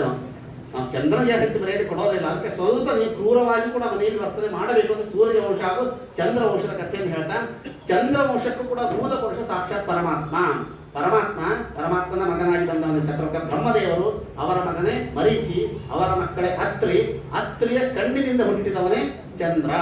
ಅಂತ ಯಾವ ಚಂದ್ರ ಬೃಹಸ್ಪತ್ಯಾಚಾರ್ಯರ ಹೆಂಡತಿಯ ತಾರಾಳನ್ನ ಅಪಹರಣ ಮಾಡ್ತಾನೆ. ಆ ಬೃಹಸ್ಪತ್ಯಾಚಾರ್ಯನ ಹೆಂಡತಿ ತಾರಾ ಮತ್ತು ಚಂದ್ರ ಇವರಿಬ್ಬರಲ್ಲಿ ಹುಟ್ಟಿ ಬಂದವನೇ ಬುಧ. ಇದೇ ಬುಧ ಸಂಚಾರವನ್ನು ಮಾಡ್ತಾ ಬಂದಾಗ ಭೂಲೋಕದಲ್ಲಿ ಇಲಾಳನ್ನ ಕಾಣ್ತಾನೆ. ಬುಧ ಮತ್ತು ಇಲ, ಆ ಸುದ್ದಿಮ್ನ ಇಲ್ಲ ಅಂತ ಹೇಳಿಲ್ಲ, ಅವಳೇ ಇಲ್ಲಿ ಬರ್ತಾಳೆ ಅವಳು. ಆ ಬುಧ ಮತ್ತು ಇಲ ಇವರಿಬ್ಬರ ಸಂಪರ್ಕದಿಂದ ಬಂದವನೇ ಪುರೂರವಸ್ ಅಂತ ಬಂದವನು. ಬುಧ ಇವನ ಮಗನಾಗಿ ಪುರೂರವಸ್ ಹಾಗೂ ಊರ್ವಶಿ ಅವರ ಕಥೆ ಬಹಳ ದೊಡ್ಡದಿದೆ. ಪುರೂರವಸ್ ಮತ್ತು ಊರ್ವಶಿ ಇವರಿಬ್ಬರಿಗೆ ಸೇರಿಕೊಂಡು ಒಟ್ಟು 6 ಜನ ಮಕ್ಕಳಾಗಿ ಬರ್ತಾರೆ. ಆಯು, ಶ್ರುತಾಯು, ಸತ್ಯಾಯು, ರಯ, ಜಯ, ವಿಜಯ. 6 ಜನ ಮಕ್ಕಳಾಗಿ ಬಂದರು. ಅದರಲ್ಲಿ ಒಬ್ಬೊಬ್ಬರ ಚರಿತ್ರೆಯನ್ನು ಕೂಡ ವಿಸ್ತಾರವಾಗಿ ತಿಳಿಸಿಕೊಡ್ತಾರೆ. ಆಯುವಿನ ಚರಿತ್ರೆಯಲ್ಲಿ ಮುಂದೆ ಬರ್ತಕ್ಕಂಥವನೇ ಯಾವ ನಹುಷ ಚಕ್ರವರ್ತಿ ಬರ್ತಾನೆ. ನಹುಷನ ಮಗನಾಗಿ ಬಂದವನೇ ಪರಂಪರೆಯಲ್ಲಿ ಯಯಾತಿ ರಾಜ ಬರ್ತಾನೆ. ಯಯಾತಿಯ ಕಥೆಯನ್ನು ಹೇಳ್ತಾರೆ. ಯಯಾತಿ ಒಂದು ಸಲ ಬೇಟೆಗೋಸ್ಕರವಾಗಿ ಬರ್ತಿದ್ದ. ಬೇಟೆ ಕಾಡಿನಲ್ಲಿ ಹೊರಟಾಗ ಮತ್ತೆ ಇವನಿಗೆ ಬಾಯಾರಿಕೆ ಆಯಿತು, ನೀರಡಿಕೆ ಆಯಿತು. ನೋಡಿ, ನೀರಡಿಕೆ ಆಯಿತು ಅಂದರೆ ಸಾಕು ಅಲ್ಲೊಂದು ಮತ್ತೊಂದು ಅದ್ಭುತವಾಗಿದೆ, ಸಾಕ್ಷಾತ್ ಕೃಷ್ಣನ ಅವತಾರವಾಗಬೇಕು. ಈ ಕೃಷ್ಣನ ಅವತಾರಕ್ಕೆ ಮೂಲ ಕಾರಣನೇ ಈ ಯಾವ ಯಯಾತಿಯ ಬಾಯಾರಿಕೆ. ಬೇಸಿಗೆ ಕಾಲದಲ್ಲಿ ನಮಗೂ ಬಾಯಾರಿಕೆ ಆಗ್ತಾನೇ ಇರ್ತದೆ. ಯಾವ ಕೃಷ್ಣನ ಅವತಾರನೂ ಆಗೋದಿಲ್ಲ, ಯಾವುದೂ ಆಗೋದಿಲ್ಲ, ಅಷ್ಟೇ ನಮಗೆ ಬಾಯಾರಿಕೆ ಮಾತ್ರ ತಪ್ಪಲ್ಲ ನಮಗೆ. ಬೇಟೆಗೆ ಅಂತ ಬಂದಿದ್ದ, ಬಾಯಾರಿಕೆ ಆಯಿತು. ಅತ್ತ ಇತ್ತು ನೋಡೋ ಒಂದು ಯಾವುದೋ ಬಾವಿ ಕಾಣಿಸ್ತು, ಇಲ್ಲಿ ಬಾವಿ ಇದೆ, ಹಾಗಾದ್ರೆ ನೀರು ಸಿಗ್ಬೋದು ಅಂತ ಬಂದು ಬಾವಿ ಹತ್ರ ಹಾಳು ಬಾವಿ ಅದು, ಒಂದು ಹನಿ ನೀರಿರಲಿಲ್ಲ. ಬಗ್ಗಿ ನೋಡಿದ, ನೀರು ಕಾಣಲಿಲ್ಲ. ನೀರಿನ ಬಂದಾಗಿ ಒಂದು ಹೆಣ್ಣು ಕಾಣಿಸ್ತು, ಒಂದು ಸುಂದರವಾದ ಹೆಣ್ಣು ಇತ್ತು ಬಾವಿ ಒಳಗಡೆಗೆ. ಯಾರು ಏನು ಮಾಡ್ತಾ ಇದ್ದೀಯಾ ಅಂತಂದ. ಮೊದಲು ಕೈ ಕೊಡು, ಮೇಲೆ ಕರ್ಕೊಂಬಂದು ನನ್ನನ್ನು ಇಲ್ಲಿ ಬಿದ್ದು ಒದ್ದಾಡ್ತಾ ಇದ್ದೇನೆ, ಎಲ್ಲ ಹೇಳ್ತೀನಿ, ಮೇಲೆ ಕರ್ಕೊಂತಂದ. ಸರಿ, ಕೈ ಕೊಟ್ಟು ಹೀಗೆ ಮೇಲೆ ಎತ್ತಿದ ಅವಳನ್ನು. ಅವಳು ಎತ್ತ ಬಂದು ಹೇಳಿದ್ಲು, ನೀ ನನ್ನನ್ನು ಮದುವೆ ಮಾಡ್ಕೊ, ಕೈ ಹಿಡಿದಿದ್ಯಾ, ನೀನೇ ಮದುವೆ ಮಾಡ್ಕೊ, ಇನ್ನೇನು ಮನೆ ಬರಂತಂದವ. ಏನೋ ಕಷ್ಟದಲ್ಲಿ ಬಿದ್ದಾಳೆ, ಕಾಪಾಡೋಣ ಅಂತ ಕೈ ಹಿಡಿದು ಮೇಲೆ ಎತ್ತಿದ್ರೆ ಮದುವೆ ಮಾಡ್ಕೊ ಅಂತ ಇದೆಯಲ್ಲ, ನೀನು ಯಾರು ಹೇಳು ಮೊದಲಿಗೆ. ನಾನು ದೇವಯಾನಿ ಅಂತ ನನ್ನ ಹೆಸರು. ನನ್ನ ಹೆಸರು ದೇವಯಾನಿ, ಶುಕ್ರಾಚಾರ್ಯರ ಮಗಳು. ನಾನೊಬ್ಬ ಬ್ರಾಹ್ಮಣರ ಮಗಳು, ನಾನು ಶುಕ್ರಾಚಾರ್ಯರ ಮಗಳು. ಹೀಗಾಗಿ ನಾನು ಈ ಬಾವಿಯಲ್ಲಿ ಬಿದ್ದಿದ್ದೆ, ನೀನು ನನ್ನನ್ನು ರಕ್ಷಣೆ ಮಾಡಿದ್ಯಾ, ನನ್ನನ್ನು ನಿನ್ನ ಮದುವೆ ಮಾಡಿಕೋ. ಅವನಂದ, ಇದು ಆಗಲ್ಲಲ್ಲ, ನೀನು ಬ್ರಾಹ್ಮಣರ ಮಗಳು, ನಾನು ಕ್ಷತ್ರಿಯ.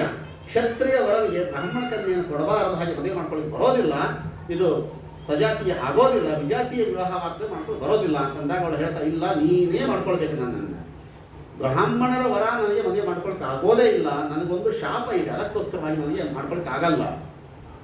ಯಾರ ಶಾಪ ಅಂದರೆ ಕಚ ಅಂತ ಒಬ್ಬ ವ್ಯಕ್ತಿ, ಇವನು ಬೃಹಸ್ಪತ್ಯಾಚಾರ್ಯರ ಮಗ. ಇವನು ದೇವತೆಗಳ ಗುರುಗಳು ಬೃಹಸ್ಪತ್ಯಾಚಾರ್ಯರು, ದೈತ್ಯರ ಗುರುಗಳು ಶುಕ್ರಾಚಾರ್ಯರು. ಶುಕ್ರಾಚಾರ್ಯ ಒಬ್ಬಳ ಸುಂದರವಾದ ಮಗಳು ದೇವಯಾನಿ, ಬೃಹಸ್ಪತ್ಯಾಚಾರ್ಯ ಸುಂದರವಾದ ಒಬ್ಬ ಮಗ, ಅವನು ಕಚ. ಬೃಹಸ್ಪತ್ಯಾಚಾರ್ಯರು ಮಗನಿಗೆ ಹೇಳಿದ್ರು, ನೋಡಪ್ಪ, ಶುಕ್ರಾಚಾರ್ಯ ಹತ್ರ ಹೋಗು, ಮೃತ ಸಂಜೀವಿನಿ ವಿದ್ಯೆ ಅವರ ಹತ್ರ ಇದೆ, ಆ ವಿದ್ಯೆಯನ್ನು ಕಲಿತುಕೊಂಡು ಬಾ ಅಂತ ಕೊಟ್ಟು ಕಳಿಸಿದ್ರು. ಆಯಿತು ಅಂತ ಬಂದ. ಇವು ಶುಕ್ರಾಚಾರ್ಯಗೆ ಬಂದ, ನಮಸ್ಕಾರ ಮಾಡಿದ, ಮೃತ ಸಂಜೀವಿನಿ ವಿದ್ಯೆ ಕಲಿಸಿಕೊಡಬೇಕು. ಆಯ್ತಪ್ಪ, ಇರೋ ನೀನು ಅಂತೇಳಿ ಸೇವೆ ಮಾಡಿಸ್ಕೊಳ್ತಾ ಅಲ್ಲೇ ಇದ್ದ ಅವನು. ಶುಕ್ರಾಚಾರ್ಯ ನೋಡಪ್ಪ, ನಿನಗೆ ಸಂಗೀತ ಗೊತ್ತಿದೆ, ನಾಟ್ಯ ಗೊತ್ತಿದೆ, ನನ್ನ ಮಗಳ ದೇವಯಾನಿಗೆ ಎಲ್ಲ ಹೇಳಿಕೊಡು ಅಂತ ಇಬ್ಬರಿಗೂ ಜಾಯಿಂಟ್ ಮಾಡಿ ಬಿಟ್ಬಿಟ್ರು. ಸಂಗೀತ ನಾಟ್ಯ ಹೇಳಿಕೊಡು ಅಂತೇಳಿ ಸಂಗೀತ ನಾಟ್ಯ ಹೇಳಿ ಕೊಡ್ತಾ ಕೊಡ್ತಾ ಕೊಡ್ತಾ ಕೊಡ್ತಾ ಸ್ವಲ್ಪ ದೇವಯಾನಿಗೆ ಕಚನ ಮೇಲೆ ಪ್ರೀತಿ ಶುರುವಾಯಿತು. ಒಂದೇ ಮಾತ್ರ, ಕಚನಿಗೆ ದೇವಯಾನಿ ಮೇಲೆ ಇರಲಿಲ್ಲ, ಇವಳಿಗೆ ಮಾತ್ರ ಅವನ ಮೇಲೆ ಬಹಳ ಪ್ರೀತಿ ಶುರುವಾಯಿತು. ಹೀಗಾಗಿ ಮಾಡಿ ಅವನು ಮದುವೆ ಮಾಡ್ಕೊಳ್ಬೇಕು ಅಂತ ಹೊರಟ. ಈ ವಿಚಾರ ದೈತ್ಯರಿಗೆ ಗೊತ್ತಾಯಿತು. ಒಬ್ಬ ದೇವತೆಗಳ ಗುರುಮಗ ಬಂದಿದ್ದಾನೆ, ನಮ್ಮ ಗುರುಪುತ್ರಿಯನ್ನ ಮದುವೆ ಮಾಡ್ಕೊಳ್ತಾನೆ, ಹೀಗಾಗಿ ಉಳಿಸಬಾರದು, ಕೊಲ್ಲಬೇಕು ಅಂತೇಳಿ ಒಂದು ಖಡ್ಗ ಹಾಕೊಂಡು ಒಂದು ಕಚ್ಚ ಕತ್ತರಿಸ್ಬಿಟ್ರು. ಕಚನನ್ನ ಕತ್ತರಿಸಿ ಪೀಸ್ ಮಾಡಿ ಒಗೆದು ಬಿಟ್ರು. ಸಾಯಂಕಾಲ ಆಯಿತು, ಇವಳು ದೇವಯಾನಿ ಯಾಕೆ ಇನ್ನು ಕಚ್ಚ ಮನೆಗೆ ಬರಲಿಲ್ಲ. ಅವರಪ್ಪ, ನೋಡಮ್ಮ, ನಿನ್ನ ಕಚ್ಚ ಇಲ್ಲ, ಕೊಂದು ಹಾಕಿದ್ದಾರೆ, ಸತ್ತು ಹೋದ. ಹಠ ಹಿಡಿದ್ರು, ಇಲ್ಲ, ನಾವು ಬೇಕೇ ಬೇಕು, ಹೇಗಾದ್ರೂ ಬದುಕಿಸ್ಕೊಡ್ರಿ. ಸರಿ, ಮತ್ತೆ ಮೃತ ಸಂಜೀವಿನಿ ವಿದ್ಯೆಯನ್ನು ಎಲ್ಲವನ್ನ ಜೋಡಿಸಿ ಮತ್ತೆ ಬದುಕಿ ಬಂದುಬಿಟ್ಟ ಅವನು. ಕಚ್ಚ ಏನು ವಿದ್ಯೆ ಇವತ್ತಿನ ಎಲ್ಲ ವಿದ್ಯೆಗಳು ಸೀದಾ ಬದುಕಿ ಬಂದುಬಿಟ್ಟ. ಇದು ದೈತ್ಯರಿಗೆ ಬಹಳ ತಲೆನೋವಾಯಿತು. ಕೊನೆ ಏನು ಮಾಡಿದ್ರು ಗೊತ್ತಾ, ಏನಾದ್ರು ಮಾಡಿ ದೇವಯಾನಿನ ಅವ್ರಿಗೆ ಕೊಡಿಸಬಾರದು, ದೇವರ ಕೊಡಿಸಬಾರದು ಅಂತ ಹೇಳಿ ಆ ಕಚನನ್ನ ಮೊದಲಿಗೆ ಕೊಂದು ಅವನನ್ನ ಸುಟ್ಟು ಒಂದು ಬೂದಿ ತಗೊಂಡು ಅದನ್ನ ಒಂದು ಯಾವ್ದು ಹೆಂಡದ ಒಳಗೆ ಕಲಿಸಿ ಅದು ಶುಕ್ರಾಚಾರ್ಯ ಕುಡಿಸ್ಬಿಟ್ರನ್ನ, ಕುಡಿಯೋದು ಇದನ್ನ ಅಂತೇಳಿ. ಶುಕ್ರಾಚಾರ್ಯ ಗೊತ್ತಿಲ್ಲ, ಕುಡಿದು ಬಿಟ್ರು. ಕಚ ಹೋಗಿ ಒಳಗೆ ಕೂತ್ಬಿಟ್ಟ, ಹೊಟ್ಟೆ ಒಳಗೆ ಕೂತ್ಬಿಟ್ಟ. ಈ ಹೊಟ್ಟೆಯೊಳಗೆ ಕೂತಾನ, ಇವ್ರು ಹುಡುಕಾಡ್ಲಿಕ್ಕತ್ತಾರ ಇವರು. ಎಲ್ಲಿ ಕಚ್ಚ ಇನ್ನೂ ಬಂದಿಲ್ಲ. ಶುಕ್ರಾಚಾರ್ಯ ಹೇಳಿದ್ರು, ನೋಡಮ್ಮ, ನಿನ್ನ ಕಚ್ಚ ಬೇರೆ ಎಲ್ಲೂ ಇಲ್ಲ, ನನ್ನ ಒಳಗೆ ಕೂತಾನವ. ಈ ರೀತಿ ಅವನನ್ನು ಕೊಂದು ಸುಟ್ಟು ಬೂದಿ ಮಾಡಿ ಕುಡಿಸ್ಯಾರ, ನಿನ್ನ ಕಚ್ಚದ ಮರ್ತು ಬಿಡು ನೀನು. ಸಾಧ್ಯನೇ ಇಲ್ಲ ಅಂತಂದ್ರು ದೇವಯಾನಿ. ನನಗೊಂದು ಬೇಕೇ ಬೇಕು ಅಂತ ಹಠ ಹೇಳಿದ್ರು. ಒಂದೇ ಒಂದು ಆಪ್ಷನ್ಸ್ ಹೇಳಿದ್ರು ಅವರು, ನೋಡಮ್ಮ, ನಿನ್ನ ಕಚ್ಚ ಬೇಕು ಅಂತಂದ್ರೆ ನಿಮ್ಮ ಅಪ್ಪ ಸಾಯಬೇಕು, ನನ್ನ ಹೊಟ್ಟೆ ಹೊರಗೆ ಬರ್ಬೇಕಮ್ಮ. ಈಗ ನಿನ್ನ ಕಚ್ಚ ಬೇಕಾ, ನಿಮ್ಮ ಅಪ್ಪ ಬೇಕಾ? ನಿಮ್ಮ ಅಪ್ಪ ಬೇಕು ಅಂದ್ರೆ ಅವನು ಮರಿ, ಅಮ್ಮ ಬೇಕು ಅಂದ್ರೆ ನನ್ನ ಮರಿ, ಯಾರು ಬೇಕು ಹೇಳಿ ನಿನಗೆ? ಒಂದೇ ಹಠ ಅವಳು. ಇಲ್ಲ, ಇಬ್ಬರು ಬೇಕು, ಅಪ್ಪನೂ ಬೇಕು, ನನಗೆ ಇವರು ಬೇಕು. ಇವತ್ತಿನ ಲವರ್ಸ್ ಹೇಳ್ತಾರಲ್ಲ, ಥರದೇ ನಮಗೆ, ನಾನು ಮನೆಯೂ ಬಿಡಂಗಿಲ್ಲ, ನಾನು ಗಂಡನೂ ಬಿಡಂಗಿಲ್ಲ, ಲವರ್ಸ್ನೂ ಬಿಡಂಗಿಲ್ಲ. ಇದೊಂದು ಹಠ ಅವತ್ತಿಂದಲೂ ಕೂಡ ಬಂದದ್ದೇ ಇದು. ಅವಳು ಹೇಳಿದ, ಇಬ್ಬರು ಬೇಕು ನಮಗೆ ತಂದಾಗ ಆಗ ಒಂದು ಐಡಿಯಾ ಮಾಡ್ತಾರೆ ಶುಕ್ರಾಚಾರ್ಯ, ನೋಡಪ್ಪ ಕಚ್ಚ, ನೀ ಹೊಟ್ಟೆ ಒಳಗೆ ಕೂತಿಯಲ್ಲ, ಒಳಗೆ ನಿನಗೆ ನಾನು ಒಂದು ಉಪದೇಶವನ್ನು ಮಾಡ್ತೇನೆ, ಮೃತ ಸಂಜೀವಿನಿ ವಿದ್ಯೆ ಉಪದೇಶವನ್ನು ಮಾಡ್ತೇನೆ. ಆ ವಿದ್ಯೆಯನ್ನು ಪಡೆದುಕೊಂಡು ನೀವು ಹೊಟ್ಟೆ ಹೊರಗೆ ಬಾ, ನಾ ಸತ್ತು ಬೀಳ್ತೀನಿ, ನಿನಗೆ ವಿದ್ಯೆ ಬಂದಿರ್ತದೆ, ಆ ವಿದ್ಯೆ ಮತ್ತೆ ನನ್ನನ್ನು ಬದುಕಿಸು ನೀನು ಅಂತ ಹೇಳಿ ಒಳಗೆ ಉಪದೇಶವನ್ನು ಮಾಡ್ತಾರೆ. ಹೊಟ್ಟೆ ಹೊರಗೆ ಬರ್ತಾನವ, ಇವರು ಸತ್ತು ಬಿದ್ದರು. ಮತ್ತೆ ಅಮಂತ್ರದ ಮತ್ತೆ ಅವರನ್ನು ಬದುಕಿಸ್ಬಿಡ್ತಾರೆ. ಹೀಗೆ ಕಚಾನು ಬದುಕಿದ, ಶುಕ್ರಾಚಾರ್ಯ ಬದುಕಿದ್ರು. ದೇವಯಾನಿ ಹೇಳಿಲ್ಲ, ನೋಡೋ, ಈ ಥರ ಆಟ ಆಡ್ತಾ ಕೂತ ಸರಿ ಹೋದ, ಇವತ್ತೇ ಮದುವೆ ಮಾಡ್ಕೊಂಡೇ ಬಿಡೋಣ ನಾವು, ಇಲ್ಲಾಂದ್ರೆ ಈ ದೈತ್ಯರು ಬಿಡೋದಿಲ್ಲ ನಮ್ಮನ್ನು. ಮದುವೆ ಮಾಡ್ಕೊಂಡೇ ತಿರೋಣ ಅಂತಂದರೆ ಕಚ್ಚೆ ಹೇಳಿ ಸರ್ವತಾ ಸಾಧ್ಯ ಇಲ್ಲ ಅಂತ ಹೇಳ್ತಾರೆ. ಮದುವೆ ಮಾಡ್ಕೊಳಕ್ಕೆ ಆಗಲ್ಲ. ಯಾಕೆ? ನಾನು ಪ್ರೀತಿಸ್ತಾ ಇದ್ದೇನೆ, ನಾನು ಇಲ್ಲವಲ್ಲ, ಇಲ್ಲ ಏನಾದರೂ ನನಗೆ ಬೇಕೇ ಬೇಕು, ನೀವು ಮದುವೆ ಮಾಡ್ಕೊ, ಸದ್ಯ ಮದುವೆ ಮಾಡ್ಕೋತಂದ್ರು. ಮದುವೆ ಮಾಡ್ಕೊಂಡು ಸಾಧ್ಯವೇ ಇಲ್ಲ ಅಂತ ನಮ್ಗೆ. ಯಾಕೆ? ನೀನು ಶುಕ್ರಾಚಾರ್ಯ ಹೊಟ್ಟೆಯಿಂದಲೇ ಬಂದವಳು, ಇವತ್ತು ನಾನು ಶುಕ್ರಾಚಾರ್ಯ ಹೊಟ್ಟೆಯಿಂದಲೇ ಬಂದಿನಿ. ನಾನು ನೀನಿಬ್ಬರು ಅಣ್ಣ ತಂಗಿ ಆಗ್ತೀವಿ ಹೊರತಾಗಿ ಗಂಡ ಹೆಂಡತಿ ಆಗಕ್ಕೆ ಸಾಧ್ಯವೇ ಇಲ್ಲ, ಮದುವೆ ಆಗೋದೇ ಇಲ್ಲ ಅಂತ ಹೇಳ್ಬಿಟ್ಟವ. ಸಿಟ್ಟು ಬಂತು ನೋಡು ದೇವಯಾನಿಗೆ. ಸಿಟ್ಟು ಬಂದದ್ದೇ ಅವಳು ಶಾಪ ಕೊಟ್ಟುಬಿಡ್ತಾನೆ. ನೀನು ಏನೇನು ನಮ್ಮ ತಂದೆ ಹತ್ರ ವಿದ್ಯೆ ಕಲಿತು ಎಲ್ಲ ಮರ್ತು ಹೋಗಲಿ ಅಂತೇಳಿ ಶಾಪ ಕೊಟ್ಟಲು ದೇವಯಾನಿ. ಈ ದೊಡ್ಡ ವಿದ್ಯೆ ಕಲ್ತಿದ್ದ ಅದು ಮರ್ತು ಹೋಗಿ ಶಾಪ ಕೊಟ್ಟು ಇವನು ಭಾಳ ಸಿಟ್ಟು ಬಂತು. ನೀನು ಇಷ್ಟು ಮದುವೆ ಅಂತೇಳಿ ಇಷ್ಟು ಒದ್ದಾಡ್ತಾ ಇದ್ದಿಲ್ಲ, ನೀನು ಯಾವುದೇ ಬ್ರಾಹ್ಮಣರ ವರಾನ ಸಿಗದೆ ಹೋಗಿ ಇವನು ಶಾಪ ಕೊಟ್ಬಿಟ್ಟ ಕಚ್ಚ. ಅದನ್ನು ಹೇಳ್ತಾ ಇದ್ದಾಳೆ, ನನಗೆ ಬ್ರಾಹ್ಮಣರ ವರ ಸಿಗೋದೇ ಇಲ್ಲಪ್ಪ, ಬ್ರಾಹ್ಮಣ ಜಾತಿಯ ನಂತರದಲ್ಲಿ ಬರೋ ಜಾತಿನೇ ಕ್ಷತ್ರಿಯ ನೀನೇ ನನ್ನನ್ನು ಮದುವೆ ಮಾಡ್ಕೊಳ್ಬೇಕು. ಯಯಾತಿ ಅಂದ, ಸರಿ ಆಯ್ತಮ್ಮ ಮದುವೆ ಮಾಡ್ಕೊಳ್ಳೋಣ, ಆದರೆ ಅಲ್ಲಿ ಒಳಗೇನು ಕೆಲಸ ಇತ್ತು, ನೀನು ಅಲ್ಲೇನು ಮಾಡ್ತಾ ಇದ್ದೀನಿ ನೀನು ಅಂದಾಗ ಅದಕ್ಕೊಂದು ಕಥೆ ಇದೆ. ಮತ್ತು ಅದಕ್ಕೊಂದು ಕಥೆ ಅಂತಂದರೆ ದೇವಯಾನಿ ಹೇಳ್ತಾರೆ, ಯಾಕೆ ನಾನು ಬಾವಿಯಲ್ಲಿ ಬಿದ್ದಿದ್ದೆ ಅಂದರೆ, ದೇವಯಾನಿ ಶುಕ್ರಾಚಾರ್ಯರು ಇಬ್ಬರು ಒಂದು ರಾಜ್ಯದಲ್ಲಿ ಇದ್ದರು ಪೌರೋಹಿತ್ಯವನ್ನು ಮಾಡಿಸಿಕೊಂಡು. ಅದು ವೃಷಪರ್ವ ರಾಜನ ಆಸ್ಥಾನ. ವೃಷಪರ್ವ ರಾಜ, ಆ ವೃಷಪರ್ವ ರಾಜನಿಗೆ ಒಬ್ಬಳು ಮಗಳಿದ್ದಳು, ಇದೇ ದೇವಯಾನಿಯ ಅಷ್ಟೇ ವಯಸ್ಸು, ಅಷ್ಟೇ ಸೌಂದರ್ಯ, ಅಷ್ಟೇ ಲಾವಣ್ಯ. ಅವಳು ಶರ್ಮಿಷ್ಠ ಅಂತ ಅವಳ ಹೆಸರು. ಇವರಿಬ್ಬರು ಸ್ನೇಹಿತರು, ಶರ್ಮಿಷ್ಠ ಮತ್ತು ದೇವಯಾನಿ. ಇವಳು ರಾಜಕುಮಾರಿ, ಇವಳು ಬ್ರಾಹ್ಮಣ ಕುಮಾರಿ, ಪುರೋಹಿತನ ಮಗಳು. ಇಬ್ಬರು ಸ್ನೇಹಿತರಾಗಿದ್ದರು, ಆಟ ಆಡ್ತಾ ಇದ್ರು. ಅನೇಕ ಸಖಿಯರು ಸೇರಿಕೊಂಡು ಒಂದು ಸಲ ಜಲಕ್ರೀಡೆಯನ್ನು ಆಡೋಣ ಅಂತ ಒಂದು ಸರೋವರದಲ್ಲಿ ಬಂದಿದ್ದಾರಂತೆ. ಸರೋವರದಲ್ಲಿ ಎಲ್ಲರೂ ಕೂಡ ತಮ್ಮ ತಮ್ಮ ಬಟ್ಟೆಯನ್ನು ಬಿಚ್ಚಿ ದಂಡೆ ಮೇಲೆ ಇಟ್ಟು ಆಟವನ್ನು ಆಡ್ತಾ ಇದ್ದಾರೆ. ಅಲ್ಲಿ ಪುರುಷರು ಬಂದರು. ಪುರುಷರು ಬಂದಾಗ ಒಂದು ನಾಚಿಕೆ ಆಯಿತು. ನಾಚಿಕೆಯಿಂದ ಲಘು ಬಗೆಯಿಂದ ಅವಸರದಲ್ಲಿ ಬಟ್ಟೆ ಹಾಕೊಳ್ಳೋಣ ಎಲ್ಲರೂ ತಮ್ಮ ಬಟ್ಟೆ ಹಾಕೊಂಡ್ಬಿಟ್ರಂತೆ ಹೆಣ್ಮಕ್ಳು. ಬಟ್ಟೆ ಹಾಕೊಂಡ ಮೇಲೆ ನೋಡ್ತಾರೆ, ಶರ್ಮಿಷ್ಠ ನೋಡಿದ್ರೆ ಅದು ಪುರೋಹಿತರ ಮಗಳಾದ ದೇವಯಾನಿ ಬಟ್ಟೆ ಇವಳು ಹಾಕೊಂಡಾಳ. ಇವಳು ನೋಡಿದ್ರೆ ಬಟ್ಟೆ ಅವ್ರು ಹಾಕೊಂಡಾಳ. ಯಾವ ಈ ದೇವಯಾನಿ ನೋಡಿದ್ರೆ ರಾಜಕುಮಾರಿ ರೇಷ್ಮೆ ವಸ್ತ್ರ ಇವಳು ಹಾಕೊಂಡಾಳ. ಬಟ್ಟೆ ಹಾಕೊಂಡ ಮೇಲೆ ಇಬ್ಬರು ನೋಡ್ಲಿಕ್ಕೆ ಹತ್ತಾರ. ಅರೆ ಇದೇನಿದು? ಆ ಶರ್ಮಿಷ್ಠಕ್ಕೆ ಸಿಟ್ಟು ಬಂತು. ಶರ್ಮಿಷ್ಠ ಹೇಳಿದ್ಲು, ಏನೇ ದೇವಯಾನಿ, ಬ್ರಾಹ್ಮಣರ ಮಕ್ಕಳು ನೀವಲ್ಲ, ಇದೇ ಅವಕಾಶ ಕಾಯ್ತಾ ಇದ್ದೆ ನಮ್ಮಂತ ಒಳ್ಳೆ ರೇಷ್ಮೆ ವಸ್ತ್ರ ಉಟ್ಕೊಳ್ಬೇಕು ಅಂತ ಹೇಳಿ ನನ್ನ ವಸ್ತ್ರ ನೀನೇ ಹಾಕಿಬಿಟ್ಟಿದ್ದೀನಿ ಇವಳು ಜಗಳ ಶುರು ಮಾಡಿದ್ಲು ಶರ್ಮಿಷ್ಠ.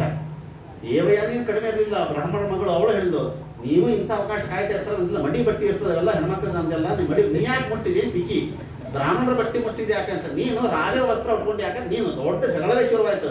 ಎಲ್ಲ ಸಖಿಯರು ಸೇರ್ಕೊಂಡು ಬಾಯಿ ಕೈ ಶುರುವಾಯಿತು. ಎಲ್ಲರೂ ಸಪೋರ್ಟ್ ಕೊಡೋದು ಯಾರಿಗೆ? ರಾಜರ ಮಕ್ಕಳಿಗೆ ಕೊಡ್ತಾರೆ. ಬ್ರಾಹ್ಮಣರಿಗೆ ಅವತ್ತು ಸಪೋರ್ಟ್ ಇಲ್ಲ, ಇವತ್ತು ಸಪೋರ್ಟ್ ಇಲ್ಲ. ಹೀಗಾಗಿ ಎಲ್ಲರೂ ಸೇರಿಕೊಂಡು ಆ ದೇವಿಯನ್ನು, ಬ್ರಾಹ್ಮಣರ ಮಕ್ಕಳಾದ ದೇವಿಯನ್ನು ಹಾಳು ಬಾವಿ ತಳ್ಳಿ ಹೋಗ್ಬಿಟ್ಟಿದ್ರಂತವ್ರೇನೆ. ಆವಾಗಿಂದ ನಾ ಹಾಳು ಬಾವಿಯಲ್ಲಿದ್ದೆ, ಈಗ ನೀ ಬಂದಿದ್ದೀಯಾ, ಕೈ ಹಿಡಿದಿದ್ದೀಯಾ, ಮದುವೆ ಮಾಡಿಕೊ ಅಂತ ಹೇಳಿ ಆಯ್ತು. ಮದುವೆ ಮಾಡಿಕೊಂಡು ನೇರವಾಗಿ ದೇವಯಾನಿ ಅಪ್ಪನ ಹತ್ರ ಬಂದು ಶುಕ್ರಾಚಾರ್ಯ ಹತ್ರ ಬಂದು ಹೇಳ್ತಾರೆ, ಅಪ್ಪ ನಾವಿಲ್ಲಿ ಇರೋದು ಬೇಡ, ನಡಿ ಹೊರಟುಕೊಳ್ಳೋಣ ನಡಿ. ಯಾಕೆ? ನಾವೇನೇ ಇದೇನೋ ಅವ್ರು ಹಾಕಿದ ಅನ್ನವನ್ನು ತಿಂದುಕೊಂಡು ಬಿದ್ದಿದ್ದೇವೆ ಅಂತೇಳಿ ಭಿಕ್ಷುಕರಂತ ನಾವೇನೆ ಇಷ್ಟೆಲ್ಲ ಆಯ್ತು ಎಲ್ಲವನ್ನು ಹೇಳಿ ಅವರು ಗಂಟು ಬಟ್ಟೆ ಕಟ್ಬಿಟ್ರು, ಈ ದೇಶವನ್ನು ಬಿಟ್ಟು ಹೊರಡ್ತೇವೆ ಅಂತ. ಈ ವಿಚಾರ ರಾಜನಿಗೆ ಗೊತ್ತಾಯ್ತು. ರಾಜ ಓಡೋಡಿ ಬಂದ, ದಯವಿಟ್ಟು ನೀವು ಪುರೋಹಿತರು ರಾಜ್ಯವನ್ನು ಬಿಟ್ಟು ಹೋಗಬಾರ್ದು ಅಂತ ಕಾಲಿಗೆ ಬಿದ್ದು ಕೇಳಿಕೊಂಡ. ಪುರೋಹಿತರು ಒಂದೇ ಶುಕ್ರಾಚಾರ್ಯ, ನನ್ನ ಮಗಳು ಯಯಾತಿಯನ್ನು ಮದುವೆ ಮಾಡ್ಕೊಂಡು ಹೋಗ್ತಾ ಇದ್ದಾಳೆ, ಅವಳಿಗೆ ಅನೇಕ ದಾಸಿಯನ್ನು ಕೊಟ್ಟು ಕಳಿಸಬೇಕು. ಓ ಆಯಿತು ಅಂತ ಕೊಟ್ಟು ಕಳಿಸಿದ. ಅಷ್ಟೇ ಅಲ್ಲ, ಸ್ವಂತ ನಿನ್ನ ಮಗಳಾದ ಶರ್ಮಿಷ್ಠೆಯೇ ನನ್ನ ಮಗಳ ದಾಸಿಯಾಗಿ ಹೋಗಬೇಕು. ದೊಡ್ಡ ಸಮಸ್ಯೆ ರಾಜರಿಗೆ. ಅನಿವಾರ್ಯ. ರಾಜ್ಯಕ್ಕೋಸ್ಕರವಾಗಿ, ಒಬ್ಬ ಪುರೋಹಿತರಿಗೋಸ್ಕರವಾಗಿ ಸ್ವಂತ ಮಕ್ಕಳನ್ನು ಕಳ್ಕೊಳ್ಳಿಕ್ಕೆ ತಯಾರಿದ್ದಾರೆ ಅವತ್ತಿನ ಕಾಲದ ರಾಜರು, ಸಾಮಾನ್ಯ ಜನರಲ್ಲ ರಾಜರು. ಹೇಳಿಬಿಟ್ಟ ಶರ್ಮಿಷ್ಠ, ನೀನು ಮಾಡಿದ ತಪ್ಪು, ಹೋಗು ದೇವಯಾನಿಯ ದಾಸಿಯಾಗಿ ಅವರ ರಾಜ್ಯದಲ್ಲೇ ಇರು ಅಂತ ಹೇಳಿ ಕೊಟ್ಟು ಕಳಿಸಿಬಿಟ್ಟ. ಈ ಕಡೆಗೆ ಮದುವೆಯನ್ನು ಮಾಡಿಕೊಂಡು ದೇವಯಾನಿಯನ್ನು ಮದುವೆ ಮಾಡಿಕೊಂಡು ಯಯಾತಿ ತನ್ನ ಪಟ್ಟಣಕ್ಕೆ ಕರೆದುಕೊಂಡು ಬಂದಿದ್ದಾನೆ. ಅರಮನೆಯ ಒಳಗಡೆ ಯಯಾತಿ ಹಾಗೂ ದೇವಯಾನಿ ಸಂಸಾರ ಸುಖವಾಗಿ ಪ್ರಾರಂಭವಾಗ್ತಾ ಇದೆ. ಶರ್ಮಿಷ್ಠಿಗೆ ಒಂದು ಹೊರಗಡೆ ಔಟ್ ಹೌಸ್ ಕೊಟ್ಟಿದ್ದ, ಹೊರಗಡೆ ದಿನ ಅಲ್ಲಿಗಿರೋ ದಾಸಿ ಅಲ್ಲ ಅವಳು, ಹೊರಗಿರಬೇಕು ಅಂತ. ಅದು ಕಾಲಕ್ರಮೇಣ ಏನಾಯಿತು, ಶರ್ಮಿಷ್ಠ ದೇವಯಾನಿ ಒಂದೇ ವಯಸ್ಸು, ಒಂದೇ ರೂಪ, ಒಂದೇ ಲಾವಣ್ಯ ಇದ್ದದ್ರಿಂದಾಗಿ ಯಯಾತಿಯು ರಾಜ ನೋಡು ರಾಜಕುಮಾರನೇ ಅವಳು. ಹೀಗೆ ಪರಸ್ಪರ ಹೊರಗಡೆಗೆಲ್ಲ ಪ್ರೀತಿ ಅಂಕುರ ಬೆಳೆಯಕ್ಕೆ ಶುರುವಾಗಿ, ಪ್ರೀತಿ ಅದು ಕಾಮವಾಗಿ ಬೆಳೆಯಿತು. ಕಾಮದಿಂದ ಇಲ್ಲೂ ಕೂಡ ಮದುವೆ ಆಯಿತು. ಅಲ್ಲೂ ಹೊರಗಡೆ ಸಂಪರ್ಕ ಶುರುವಾಯಿತು. ಹೊರಗಡೆಗೆ ಶರ್ಮಿಷ್ಠಿಯ ಜೊತೆಗೆ, ಒಳಗಡೆಗೆ ದೇವಯಾನಿ ಜೊತೆಗೆ ಸಂಪರ್ಕ ಶುರುವಾಯಿತು ಯಯಾತಿಗಳು. ಇದೇ ದೇವಯಾನಿಯಲ್ಲಿ ಇಬ್ಬರು ಮಕ್ಕಳಾಗ್ತಾರೆ, ಯದು ಮತ್ತು ತುರ್ವಸು ಅಂತ ಇಬ್ಬರು ಮಕ್ಕಳಾದರು. ಹೊರಗಡೆಗೆ ಶರ್ಮಿಷ್ಠಿಯಲ್ಲಿ 3 ಜನ ಮಕ್ಕಳಾಗ್ತಾರೆ, ಅನು, ದ್ರಕ್ಷು, ಪುರು ಅಂತೇಳಿ 3 ಜನ ಅಲ್ಲಿ ಮಕ್ಕಳಾದರು. ಎಷ್ಟು ದಿವಸ ದೇವಯಾನಿಗೆ ಗೊತ್ತಾಗಲಿಲ್ಲ ಅಂತಂದ್ರೆ, ಈ ಮಕ್ಕಳು ದೊಡ್ಡವರು ಆಗೋದಂದ್ರೆ ಗೊತ್ತೇ ಆಗಲಿಲ್ಲ. ಇವರೆಲ್ಲ ಫ್ರೆಂಡ್ ಆದ್ರು, ಮತ್ತೆ 5 ಜನ ಫ್ರೆಂಡ್ ಆದ್ರು. ಇವರೆಲ್ಲರೂ ಮತ್ತೆ ಅರಮನೆ ಆಟಕ್ಕೆ ಬಂದಿರಲ್ಲ. ಈ ದೇವಯಾನಿ ಮಕ್ಕಳು, ಶರ್ಮಿಷ್ಠ ಮಕ್ಕಳು ಇಬ್ಬರು ಅರಮನೆ ಒಳಗೆ ಆಟ ಆಡ್ತಾ ಇದ್ದಾರೆ. ದೇವಿ ಏನಾದ್ರು ಇದೇನು 3 ಮಕ್ಕಳು ನಮ್ಮ ಮನೆಯವ್ರು ಇದ್ದಂಗೆ ಇದ್ದಾರಲ್ಲಿ ಇವರಲ್ಲ, ನನ್ನ ಮಕ್ಕಳ ಕಣ್ಣಿಗೆ ಕಾಣ್ಲಿಕ್ಕೆ ಹತ್ತಾರಲ್ಲಿ ಅವರು. ಯಾಕೆ ಡೌಟ್ ಬಂತಕ್ಕಿಗೆ, ಓ ಎಲ್ಲೋ ಏನೋ ರಾಂಗ್ ಕಲೆಕ್ಷನ್ ಆಗ್ಯದ ನಮ್ಮ ಮನೆಯವರು ಗೊತ್ತಾಗೋಯ್ತು ಅವಳಿಗೆ. ಏನು ಮಾಡಿದ್ರೆ ಕರೆಕ್ಟಾಗಿ ಹೇಳೋರು ನೀವು. ಆಗ 3 ಮಕ್ಕಳು ಆಗೋಗಿತ್ತು, ಇನ್ನೇನು ಮುಚ್ಚಿಡೋದು ಅಂದ್ಕೊಂಡು ಶರಬಿಟ್ಟು ಹೇಳ್ಬಿಟ್ಲು, ನಾನು ನಿನ್ನ ಗಂಡ ಇಬ್ಬರು ನೀನು ಎಷ್ಟು ಅಧಿಕಾರ ನನಗೂ ಅಷ್ಟೇ ಅಧಿಕಾರ ಇದೆ, ನಾನು ನಿನ್ನ ಮನೆಯವರಿಗೆ ಹೆಂಡತಿ ಹೇಳಿದಾಗ ಸಿಟ್ಟ ಬಂತು ನೋಡ್ರಿ ಅವಳಿಗೆ ದೇವಯ್ಯನಿಗೆ. ಹೆಣ್ಣು ಮಕ್ಕಳು ಒಂದೇ ದೊಡ್ಡ ಅಸ್ತ್ರ ಸುಟ್ಟೆ ಸಿಟ್ಕೊಳ್ಳೋದು ಅವ್ರ ಮನೆಗೆ ಹೋಗೋದು, ಅದು ಒಂದೇ ಅಸ್ತ್ರ ಅವ್ರದ್ದು. ನೇರ ಶುಕ್ರಾಚಾರ್ಯ ಹತ್ರ ಬಂದೇ ಬಿಟ್ಲು ಅಪ್ಪನ ಹತ್ರ, ಅಪ್ಪ ನಿನ್ನ ಅಳಿಯದ ಹೀಗೆ ಮೋಸ ಮಾಡ್ಯಾನ, ಹೊರಗಡೆಗೆ ಶರ್ಮಿಷ್ಠ ಜೊತೆಗೆ ಸಂಪರ್ಕದಲ್ಲಿ ಮದುವೆ ಮಾಡಿಕೊಂಡು ಅವಳಿಗೆ 3 ಕೊಟ್ಟಾನ, ನನ್ನ 2 ಹೆಣ್ಮಕ್ಳನ್ನ ಕೊಟ್ಟಾನ, ದೊಡ್ಡ ಮೋಸ ಮಾಡ್ಯಾನ. ಈ ಅಪ್ಪ ಇವನು ಕೂಡ ತಲೆ ಇಲ್ಲ ಶುಕ್ರಾಚಾರ್ಯರು, ನನ್ನ ಮಗಳಿಗೆ ಮೋಸವಾಗಿದೆ ಅನ್ನೋ ಒಂದೇ ಮಗ ಶಾಪ ಕೊಟ್ಟೇ ಬಿಟ್ಟರು. ಏನು ಯೌವನ ಇದೆ ಅನ್ನೋದಕ್ಕೋಸ್ಕರ ತಾನು ಇಷ್ಟೊಂದು ಹಾರಾಡ್ತಾ ಇದ್ದಾನೆ, ಅವನು ಯೌವನವೇ ಹಾಳಾಗಿ ಹೋದ್ರೆ ಶಾಪ ಕೊಟ್ಟೇ ಬಿಟ್ರು. ಯಾತಿಗೆ ಗೊತ್ತಿತ್ತು ಈಗ ಎಲ್ಲಿ ಹೋಗ್ಯಾಳ ಅಂತ. ಕರೆಕ್ಟಾಗಿ ಹಿಂದೆ ಬಂದ, ಬರೋದು ಮುದುಕನಾಗೇ ಬಂದ, ಇವನು ಶಾಪ ಬಂದೇ ಬಿಟ್ಟಿತ್ತು ಅಷ್ಟೊತ್ತಿಗೆ. ಗಡ ಗಡ ಗಡ ನಡಕ್ತಾ ಬಂದಾನ ಶುಕ್ರಾಚಾರ್ಯ ಹತ್ರ. ಯಯಾತಿ ಹೇಳಿದ, ಅಲ್ಲ ಮಾವ, ನಿನ್ನ ಮಗಳು ಬಂದಿರೋ ಚಾಡಿ ಹೇಳಿದ್ರು ಅಂತ ನಿನಗೂ ಬುದ್ಧಿಯಿಂದ ಶಾಪ ಕೊಡ್ತಾ ಇದೆಯಲ್ಲ, ನೀ ಯಾರಿಗೆ ಶಿಕ್ಷೆ ಕೊಟ್ಟು ಕರೆಕ್ಟಾಗಿ ನೆನಪು ಮಾಡ್ಕೊಂಡು ನಾನು ನಿನಗೆ ಕೊಟ್ಟಿದ್ದೀನಲ್ಲ, ನಾ ಮುದುಕನಾದೆ, ನಿನ್ನ ಮಗಳು ಇನ್ನ ತರುಣಿಯಾಗಿದ್ದಾಳೆ, ಈ ಶಿಕ್ಷೆ ಕೊಟ್ಟದ್ದು ನನಗಲ್ಲ ನಿನ್ನ ಮಗಳಿಗೆ ಕೊಟ್ಟದ್ದು, ವಿಚಾರ ಮಾಡ್ಕೋ. ಅಯ್ಯೋ ಹೌದಲ್ಲ, ವಿಪ್ರಾತ್ ಪಶ್ಚಿಮ ಬುದ್ಧ ಬ್ರಾಹ್ಮಣರ ಬುದ್ಧಿನೇ ಹಂಗಿರ್ತದೆ ನಮ್ದೆಲ್ಲ. ನಾವು 10 ಸಲ ವಿಚಾರ ಮಾಡಿ 1 ಸರ್ತಿ ಕೆಲಸ ಮಾಡ್ಬೇಕು ಬ್ರಾಹ್ಮಣರು. ಹಾಗಲ್ಲ, ಪಟ 10 ಕೆಲಸ ಮಾಡ್ತೀವಿ, ಆಮೇಲೆ ಕೂತ್ಕೊಂಡು ಅಯ್ಯೋ ಹಂಗೆ ಮಾಡಬಾರ್ದಾಗಿತ್ತು ಹಿಂಗೆ ಮಾಡಬಾರ್ದಾಗಿತ್ತು ಅಂತ ಕೊಡ್ತೀವಿ ಆಮೇಲೆ. ಆಗ ಶುಕ್ರಾಚಾರ್ಯ, ನೋಡಪ್ಪ ಶಾಪ ಕೊಟ್ಟು ಬಿಟ್ಟಿದ್ದೀನಿ, ಪ್ರತಿಶಾಪಕ್ಕೆ ನಾನು 1 ಮಂತ್ರದ ಉಪದೇಶವನ್ನು ಕೊಡ್ತೇನೆ. ಯಾರಾದರೂ ಯುವಕರಿಗೆ ಹೋಗಿ ನೀವು ಮಂತ್ರವನ್ನು ಕೊಟ್ಟರೆ ಅವರ ಯೌವನವನ್ನು ನೀ ತಗೊಳ್ಬಹುದು, ನಿನ್ನ ವೃದ್ಧಾಪ್ಯವನ್ನು ಅವರಿಗೆ ಕೊಡಬಹುದು, ನೀವು ಮಾರ್ಪಾಡು ಮಾಡಬಹುದು ಅಂತ ಅವ್ರ ಶಕ್ತಿ ನಿನಗೆ ಕೊಡ್ತೀನಿ, ಯಾರಾದರೂ ಕೊಡೋದು ಇಸ್ಕೋ ಅಂತೇಳಿ ಉಪದೇಶ ಕೊಟ್ಟು ಕಳಿಸಿಬಿಟ್ರು. ಹೋಗೋರು ಬರೋರು ಮಾರ್ಕೆಟಿಗೆ ಇರೋರಿಲ್ಲ, ಯುವಕರಿಗೆ ನಿನಗೆ ಯೌವನ ಕೊಡ್ತೀಯಾ, ಯೌವನ ಯಾರು ಕೊಡ್ತಾರೆ ಯೌವನವನ್ನು? ಅಪರೂಪದ್ದು ಜೇಬಂದಿರ 100 ರೂಪಾಯಿ ಕೊಡ್ಲಿಕ್ಕೆ 10 ಸರ್ತಿ ವಿಚಾರ ಮಾಡ್ತೀವಿ, ಕೈಯಿಂದ ಶರ್ಟ್ ಕೊಡೋದಿಲ್ಲ ಬಿಚ್ಚಿ, ಇನ್ನು ಇಡೀ ದೇಹನೇ ಕೊಡಬೇಕಾ ಯೌವನವನ್ನು? ಯಾರು ಕೊಡಲಿಲ್ಲ. ಬೇರೆ ಯಾರನ್ನ ಯಾಕೆ ಕೇಳಬೇಕು, ನನ್ನ ಮಕ್ಕಳ ಇದ್ದಾರಲ್ಲ ಅಂತೇಳಿ ಎಲ್ಲ ಮಕ್ಕಳನ್ನು ಹೋಗಿ ಕೇಳಿದ, ಎದು ಕೇಳಿದ, ಸರ್ವಥ ಕೊಡೋದಿಲ್ಲ ಅಂತ ಹೇಳಿದ, ತುರ್ವಸ್ತು ಕೊಡೋದಿಲ್ಲ ಅಂತೇಳಿ ಯಾರು ಕೊಡಲಿಲ್ಲ. ಒಟ್ಟು ಒಬ್ಬನೇ ಮುಂದೆ ಬಂದ, ಪುರು, ಅವನು ಒಬ್ಬನೇ ಬಂದ ನೋಡಿ. ಅಪ್ಪ ನಿನಗೋಸ್ಕರವಾಗಿದ್ದಂಥದ್ದೇ ನಾ ಕೊಡ್ತೇನೆ, ತನ್ನ ಯೌವನವನ್ನು ಅವನಿಗೆ ಕೊಡ್ತಾನೆ, ಅವನ ವೃದ್ಧಾಪ್ಯವನ್ನು ತಾನು ತಗೊಳ್ತಾನೆ. ಆ ಪುರುವಿನ ಯೌವನದಿಂದ ಮತ್ತೆ ಅನೇಕ ವರ್ಷಗಳ ಕಾಲ ಸುಖವನ್ನು ಅನುಭವಿಸಿದ ಯಾವ ಯಯಾತಿ, ಕೊನೆಗೆ ಒಂದು ಉದ್ಗಾರವನ್ನು ತೆಗಿತಾನೆ ಯಾವ ಯಯಾತಿ. ಈ ಯಾವ ಸಾಂಸಾರಿಕವಾಗಿರ್ತಕ್ಕಂಥ ಸುಖ ಅಂತ ಅನ್ನೋದೇನಿಲ್ಲ, ನಜಾತು ಕಾಮ ನಮ್ಮ ಉಪಭೋಗೇನ ಶಾಂತಿ, ಇದು ಏನು ನಾನು ಸುಖವನ್ನು ಅನುಭವಿಸಿ ಮುಗಿಸ್ತೇನೆ ಅಂತ ಸರ್ವತಾ ಸಾಧ್ಯ ಇಲ್ಲ. ನಾನು ಮಾಡಿ ಮುಗಿಸಿಬಿಡ್ತೇನೆ, ಈ ಸುಖ ಅದೇ ಇಲ್ಲ, ಇದನ್ನು ತಿಂದು ನಾನು ಮುಗಿಸಿಬಿಡ್ತೇನೆ ಅಂತಂದ್ರೆ ಇಡೀ ಜೀವನದಲ್ಲಿ ಮುಗಿಲಿಕ್ಕೆ ಸಾಧ್ಯ ಇಲ್ಲ. ಹೆಂಗದ ಅಂತಂದ್ರೆ ಅದು ಹವಿಷ ಕೃಷ್ಣವರ್ತವೆ ಅನ್ನೋದು ಅಗ್ನಿ ದೃಷ್ಟಾಂತ ಕೊಟ್ಟ. ಅಗ್ನಿ ಉರಿತಾ ಇರ್ತದೆ, ಅದ್ರಲ್ಲಿ ನೀವು ಕಟ್ಟಿಗೆಯನ್ನು ಹಾಕ್ರಿ, ತುಪ್ಪವನ್ನು ಹಾಕ್ರಿ, ನೀವು ತುಪ್ಪವನ್ನು ಎಷ್ಟು ತುಪ್ಪ ಹಾಕಿರೋ ತಿಂತಾನೇ ಇರ್ತದೆ ಹೊರತಾಗಿ ಆಗ್ತದೆ. ನನಗೆ ಸಾಕು ಹೊಟ್ಟೆ ತುಂಬಿತು ಅಂತ ಎಂದಾದ್ರೂ ಹೇಳಲಿಕ್ಕೆ ಸಾಧ್ಯ ಇದೆಯಾ? ಸರ್ವಥಾ ಸಾಧ್ಯ ಇಲ್ಲ. ಹಾಗೆ ಇದು ಹೆಣ್ಣಿನ ಭೋಗ ಅಂತ ಅನ್ನೋದು, ಯಾವ ಈ ಸುಖ ಸಾಂಸಾರಿಕವಾಗಿರೋ ಸುಖ ಅಂತ ಅನ್ನೋದು ಏನಿದೆ ಅಲ್ಲ, ವೈರಾಗ್ಯ ಅಂತ ನಮ್ಗೆ ಸುಮ್ಮನೆ ಭ್ರಮೆಯಲ್ಲಿ ಬರ್ತೇವೆ ಅಷ್ಟೇ ಹೊರತು ನಿಜವಾದ ವೈರಾಗ್ಯ ಬರೋದಕ್ಕೆ ಸಾಧ್ಯವೇ ಇಲ್ಲ. ಬೆಳಗ್ಗೆ ಹುಟ್ಟಿದ್ದು ಕೂತಾಗ ಏನೋ ಹೋಳಿಗೆ ಕಡುಬು ಮಾಡಿರ್ತಿರಲ್ಲ, ಬಡಸರಿ ನಿಮಗೆ 2 ಹೋಳಿಗೆ ಹಾಕ್ರಿ 3 ಹೋಳಿಗೆ ಹಾಕ್ರಿ ಸಾಕು ಅಂದ್ಬಿಡ್ತಾನೆ. ನೋಡಿದ್ರೆ ಏನೋ ಭಾರಿ ವೈರಾಗ್ಯ ಬಂತು ನಮಗೆ ಅನ್ಸಿರ್ತದೆ, ಈ ಸಾಕು ರಾತ್ರಿ ತೆಗೆದುಕೊಂಡು ತಿಂತೀನಿ ಅಂತ ಅಷ್ಟೇ ಹೊರತಾಗಿ ಯಾಕೆ ಸಾಕು ಬರೋದೇ ಇಲ್ಲ. ಅದು ಜೀವನದಲ್ಲಿ ಎಂದಿಗೂ ವೈರಾಗ್ಯ ಅಂತ ಬರಲಿಕ್ಕೆ ಸಾಧ್ಯ ಇಲ್ಲ. ಉಪಭೋಗೇನ ಶಾಮಿತಿ, ನಾವಾಗೆ ಬಿಡಬೇಕೆ ಹೊರತಾಗಿದ್ದು ಭೂಮಿಯಲ್ಲಿರ್ತಕ್ಕಂಥ ಎಲ್ಲ ರತ್ನವನ್ನ, ಎಲ್ಲ ಧನವನ್ನ, ಎಲ್ಲ ಸ್ತ್ರೀಯರನ್ನ ಭೋಗಕ್ಕೆ ಕೊಟ್ಟರು ಇನ್ನೂ ನನಗೆ ಸಾಕು ಅನ್ಸೋದಿಲ್ಲ ಮನುಷ್ಯನಿಗೆ. ಅದಕ್ಕೆ ಅವನೇ ತನ್ನ ವೃದ್ಧಾಪ್ಯವನ್ನು ಮತ್ತೆ ತೆಗೆದುಕೊಂಡು ಸದ್ಗತಿಯನ್ನು ತಾನು ಪಡೆದ ಅಂತ ಯಯಾತಿಯ ಕಥೆಯನ್ನು ಹೇಳ್ತಾರೆ. ಈ ಯಾವ ಯೌವನವನ್ನು ಕೊಟ್ಟಲ್ಲ ಕುರು, ಇವನ ವಂಶದಲ್ಲಿ ಬಂದವನೇ ಮುಂದೆ ಕುರು ರಾಜ ಬರ್ತಾನೆ, ಅವನೇ ಕುರುಕ್ಷೇತ್ರವನ್ನ ನಿರ್ಮಾಣವನ್ನು ಮಾಡ್ತಾನೆ. ಇವರೊಂದು ವಂಶದಲ್ಲಿ ಮುಂದೆ ಅನೇಕ ಮಹನೀಯರೆಲ್ಲ ಬರ್ತಾರೆ. ಪ್ರತೀಪ ರಾಜ ಬರ್ತಾನೆ. ಈ ಪ್ರತೀಪ ರಾಜನಿಗೆ ಮತ್ತೆ 3 ಜನ ಮಕ್ಕಳಾಗಿ ಬರ್ತಾರೆ. ಒಬ್ಬ ಶಂತನು, ಬಾಲ್ಮಿಕ, ದೇವಾಪಿ. ದೇವಾಪಿಗೆ ಚರ್ಮ ರೋಗವಾಗ್ತದೆ, ಹೀಗಾಗಿ ತಪಸ್ಸಿಗೆ ಹೋಗಿಬಿಡ್ತಾನೆ. ಬಾಲ್ಮಿಕ ದೇಶಕ್ಕೆ ಅವನು ದಂತಕ್ಕೆ ಹೋಗಿಬಿಡ್ತಾನೆ. ಉಳಿದವರು ಒಬ್ಬ ಅವನ ಶಂತನು. ಈ ಶಂತನುವಿಗೆ ಮತ್ತೆ 3 ಜನ ಮಕ್ಕಳಾಗಿ ಬರ್ತಾ ಇದ್ದಾರೆ. ಅವರ ವಿಚಿತ್ರ ವೀರ್ಯ, ಚಿತ್ರಾಂಗದ, ಭೀಷ್ಮಾಚಾರ್ಯ ಅಂತ. ಭೀಷ್ಮ ಬ್ರಹ್ಮಚಾರಿಯಾದ, ಚಿತ್ರಾಂಗದ ಹೊಡೆಸಿಕೊಂಡು ಸತ್ತು ಹೋದ. ಉಳಿದವನು ಒಬ್ಬ ಮತ್ತೆ ವಿಚಿತ್ರ ವೀರ್ಯ. ಆ ವಿಚಿತ್ರ ವೀರ್ಯರಿಗೆ ಮತ್ತೆ 3 ಜನ ಮಕ್ಕಳಾಗಿ ಬರ್ತಾರೆ. ಧೃತರಾಷ್ಟ್ರ, ಪಾಂಡುರಾಜ ಮತ್ತು ವಿದುರ ಶೂದ್ರನಾದ, ಯಾವ ಇವನು ಧೃತರಾಷ್ಟ್ರ ಕುರುಡನಾದ, ಮತ್ತೆ ಉಳಿದವನು ಒಬ್ಬ ಪಾಂಡು. ಆ ಪಾಂಡುರಾಜನಿಗೆ ಮತ್ತೆ ಕುಂತಿಯಲ್ಲಿ 3 ಜನ ಮಕ್ಕಳಾಗಿ ಬರ್ತಾರೆ. ಅವರು ಧರ್ಮರಾಜ, ಭೀಮಸೇನ, ಅರ್ಜುನ. ನಕುಲ ಸಹದೇವರು ಮಾತ್ರೇ ಮಕ್ಕಳಾದ್ರು ಅವರು. ಆದ್ರೆ ನಿಜವಾಗಿ ಕೂಡ ಪಾಂಡುರಾಜ ಕುಂತಿಯಲ್ಲಿ ಬರೆದ 3 ಜನ ಮಕ್ಕಳು ಪಡೆದಿದ್ದಾರೆ. ಧರ್ಮರಾಜ, ಯಾವ ಅರ್ಜುನ ಮತ್ತು ಭೀಮಸೇನ ಅಂತ ಹೇಳಿ. ಅವರಿಂದಲೇ ಈ ಮಹಾಭಾರತ ಕಥೆಗಳೆಲ್ಲೂ ಕೂಡ ಮುಂದೆ ಹೊರದು ಬರ್ತದೆ. ಗಾಂಧಾರಿಗೆ 100 ಜನ ಮಕ್ಕಳಾಗಿ ಬರ್ತಾರೆ, ಯಾವ ಕುಂತಿಗೆ 3 ಜನ ಮಕ್ಕಳಾಗಿ ಬರ್ತಾರೆ.